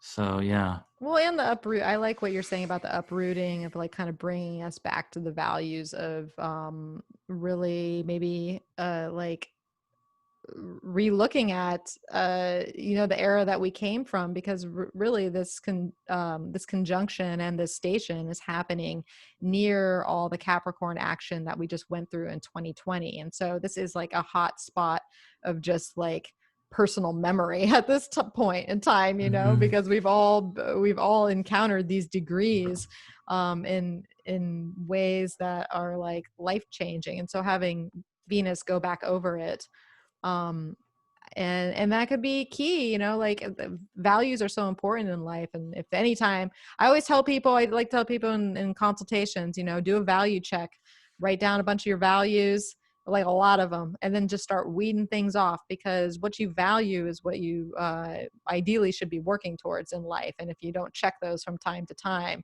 then you might not be in the right place for what you want to manifest and create in life. And I've thought about a lot of times that 2020 was this point of new foundations. And of course, we have to excavate the old in order to build the new.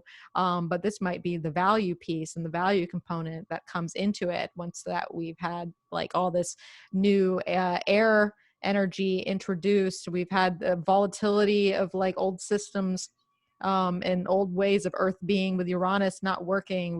Mars has been shaking things up the whole time. And so now we get to the point where it's like, well, what really matters? Like what matters to me? Like what's important in my life? What do I value? What do I hold dear? And this could also play into, like you were saying, when we talked about the last Venus retrograde in Gemini, this could be a time where, socially speaking, things are kicked up. And we know Pluto is about inciting some sort of deep change as well. So there's that story to be played out, basically, at the end of December and in the early part of 2022. So it's a fascinating way to end the year. And will make for very interesting holiday time, if you do ask me. Oh, definitely. Yeah. I mean, it's also the USA, people, talking a lot about the USA Pluto return. So this is obviously like, let's put a Venus retrograde right on that US Pluto return that's forming. You know what I'm also noticing with this, because you just have a chart up on the screen that we're looking at for December 19th, and looks like Saturn is just moving away from the 15-degree zone of Pluto. And I could be wrong, but I think that is actually what's interesting about that Venus retrograde on Pluto is I think this might be demarking when Saturn gets past the 15-degree mark with Pluto, which I'm not like that Saturn Pluto is over right here, but I have been keeping in mind that in the book Cosmos and Psyche, where Rick Tarnas really tracked a lot of transits, he used a 15-degree orb. And even though the Saturn Pluto conjunction happened way back in January 2020, because of all the events he put together with that 15-degree orb, it seems like they really play out for a long time. It's not like they're all over right here, but this is actually, it's interesting that it looks like that Venus stations on Pluto at the same time Saturn's finally moving 15 degrees away from Pluto. So that's just pretty fascinating to me, just from that standpoint. That also kind of shows how that Saturn Pluto, the repercussions of that Saturn Pluto are really still playing out for most of 2021. But yeah, we get this either way, we get this big intensification of Pluto here at the end of the year. And I was just looking at my ephemeris, so in case we don't need to talk about this right now, but if you're wondering when does Venus get back to Pluto again, it's in March of 2022. So this Venus Pluto thing, gonna be a while. Yeah, it's setting up this big, something to be playing out in 2022. So that's going to be one of them, a big thing of 2022. It's a pretty dramatic ending to the year. I mean, the other thing you're saying about like the holidays is that like December 24th, December 23rd is the final Saturn Uranus square also. So they're obviously still in play. But the one thing that does come in right before the new year is Jupiter in Pisces. So I think it's December 28th that Jupiter makes its way back to Pisces. So, and now it's going to be in there for good, although it actually kind of flies through Pisces pretty quickly for Jupiter. But we do end the year with Jupiter going into Pisces. So hopefully that's something that's bringing a sign of hope, or just helping us transition into that new year on the day that Mercury and Venus and Pluto meet in a conjunction. They're all together, right? Big old party. A good point. That's a good point. Which is also interesting to I mean, quite the new year, that year, New Year's Eve. Well, knowing that Venus is exalted in Pisces too, it's just interesting to see Jupiter move there and what that might add to her story too, maybe. But hey, this is how we end the year, basically. Once again, holidays, the new year shall be interesting, to say the least. So, Gray, any culmination of our Libra equinox through the end of the year, basically through the yeah, we'll kind of call that as our quarter. Is this the most volatile? You think it's most volatile? You think maybe maybe now that we've talked about it, I mean, maybe we got to say it is actually, because it's not like I would say it's either this one or the first one, but yeah, me the too. first one's got the whole like Mars and Taurus stuff. Like January next month is got a lot going on, but yeah, this one's pretty got it. This one gets pretty plutonic, is what happens with this one. It's definitely plutonic. It's definitely plutonic. Very scorpionic, also. Yeah, the Venus retrograde. So it doesn't. I mean, I think the difference is that first quarter. When we were talking about that, it sort of ends where like, yeah, there's volatility, but then it seems like there's like recovery. There's like, and this quarter is ending with like not that really being the case. And I guess technically Jupiter goes into Pisces after we're into the next quarter of the year, because it's December 28th, so it's like a week after. We were just kind of rounding it out. I think, yeah. I think, yeah. I think maybe this would be maybe the part of the year is the most volatile. But it's just shorter shows, though. I mean, where there's just a lot of I think that's one of the main things to pick up about this year. It's just a lot of change happening. Things just keep changing, and and as you get to the end of the year, there's like even like this deepening into like even more in depth, and it's like really stirring up deep material. There's like this huge Scorpio activation. There's this huge Pluto Venus retrograde activation. So it's really taking us to a deep place at the end of the year. And so I would say the difference though with 2020 though is that it's not as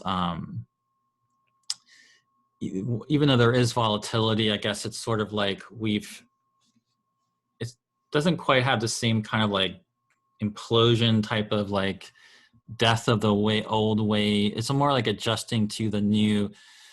I guess the key difference is there's like this something new as we're talking right now, we're just stepping into this big new energy, whatever you want to call it, Aeon judgment card. And it's just like almost like if I don't want to, I was going to say a star exploding, but I think that's too dramatic. But there's some kind of energy coming in here right now that we're just kind of riding out and adjusting to and deepening into all through the year. But at least we're kind of on the other side of it. Whereas 2020, we were like kind of going into it, and like having to let go of all this stuff. And the pandemic made it even more anxiety provoking and restrictive for people. So this is now kind of, I guess, dealing with like the fallout and how do we recover and how do we, how can we be inventive and find our way? Some people are going to be finding new jobs, new ways to make money, depending on your situation. So, yeah. Yeah, I guess it seems to me like if I were to sum it up, it's like finding our way forward. That's good. Thank you. Finding our way forward. That's, and we're going to get a little bumped and bruised along the way, like things might not go as planned. You might have to take little, pivots and be as adaptable as possible. But the overall like overarching theme is just, finding what lies beyond 2020. And this is that start. And so, well, I don't think it's going to be any easier. It's going to be different. But I mean, I'm excited, I guess. And you should be like, I think it is exciting. Yeah. I think it is. I honestly think the best way to approach it is to be excited about it, that things are changing. It's not going to be easy, and there's a lot of adjustment. But with all the things changing, it does create ways to, if you've been wanting to hang on to the way things were, then you're going to have a really hard time. But I guess the more you can step into trying to do new things in your life and adjust to the changes, it could be more exciting. A lot of new possibilities opening up. I think the more you can step into that, maybe we need to bring the Fool card in, play the Fool card along with the Judgment card. Oh, I've been getting No. Fool cards so much lately. But Yeah. no, the Fool card really brings you back. It's on the precipice of something, and you have to trust. You have to Yeah. trust that the leap that you're taking is going to kind of pay off in some way. And like part of the Aquarius agenda, I think, is also coming from a place of detachment and higher perspective, because like you said, if you continue to hold on to what was, you're going to have a really hard time, because when you grasp something that is like crumbling, that's when we get tower moments, which there's plenty of those in this Mm-hmm. year too. But if you just, rise above it, and like rise above problems in general, because if you stay mired in them, then you're going to have a hard time. So really, to me, this year kind of also speaks to attitude adjustment, and being able to just come at it from a different angle, which is what Aquarius is actually really good at. Is like, it's kind of like a Rubik's cube, where you can kind of like step back, turn a couple pieces, and like, how are we going to figure this out? How is it going to all come together? What's the right alignment? And so it's going to take some finagling. But I think perspective is everything within it. I mean, in anything in life, but especially this coming year. Totally. And I would say too, like while we're on that kind of fool's journey, so to speak, and kind of moving around the rubble of the tower, the star card is associated with Aquarius, and I don't think we can really say the whole year is like the star card, but as we were talking about some of the different transits and aspects, I mean, there are, I think, these like kind of star moments that you can have. And I think that now I'm thinking more about that star card, it really connects with some of a point I was trying to make earlier about, just needing to have these moments of getting this higher inspiration. I think that's the quality of Aquarius with the square to Uranus, that if you can have those moments of bringing that in and kind of restoring yourself and getting that inspiration, and then, maybe it's back into something else you have to figure out, but you eventually work your way through it. And there can be more inspiration coming like through the whole process, for sure, I think. I like that. All right. Well, follow that guiding star. It'll get you there eventually. I Yeah. guess So it's finding follow the guiding star forward. That's our yeah. That's That's it. That's it. You've heard it here, all 3 hours and 45 minutes of it. I think we're at. We're like rivaling the astrology podcast here. Yeah. Okay. So, all right, Gray, thank you for joining me for this. Yeah. Where can people find you? What remind people before we go? Yeah, graycrawford.net, GRAYCRAWFORD. And yeah, you can there's a thing on my site to subscribe to my and you'll get articles when I do it. So that's a good thing to do. It's free, and you can find out what I'm doing there always. Yeah, so check Gray out. And of course, I do a blog post with sharing guest information. So you can come on over to my page at energeticprinciples.com. And I'll have the information there too. You can also find me on Facebook and Instagram at Energetic Principles. And just a reminder, I have my Astrology Basics 201 prediction course starting January 13th. So sign up is, come on over to registrate. I don't know, is that a word? My mind is scrambling. But if you want to learn predictive techniques, this 6-week course is for you. So come on over to learningthestars.com and you can sign up for that. All right. Well, if you think people need to hear about 2021 and have the endurance to listen to this podcast, tell a friend, spread the good word. There's lots of juicy astro tidbits to share here. And if you would be so kind, leave a review where you listen to this podcast, because it helps it to be seen further in searches. All right. I think we've said all we could possibly say tonight, Gray. Thank you so much again for joining me. Yeah, thank you for having me. All right, everyone. And thank you for tuning in. We're wishing you the best in 2021. And as always, may the stars be with you.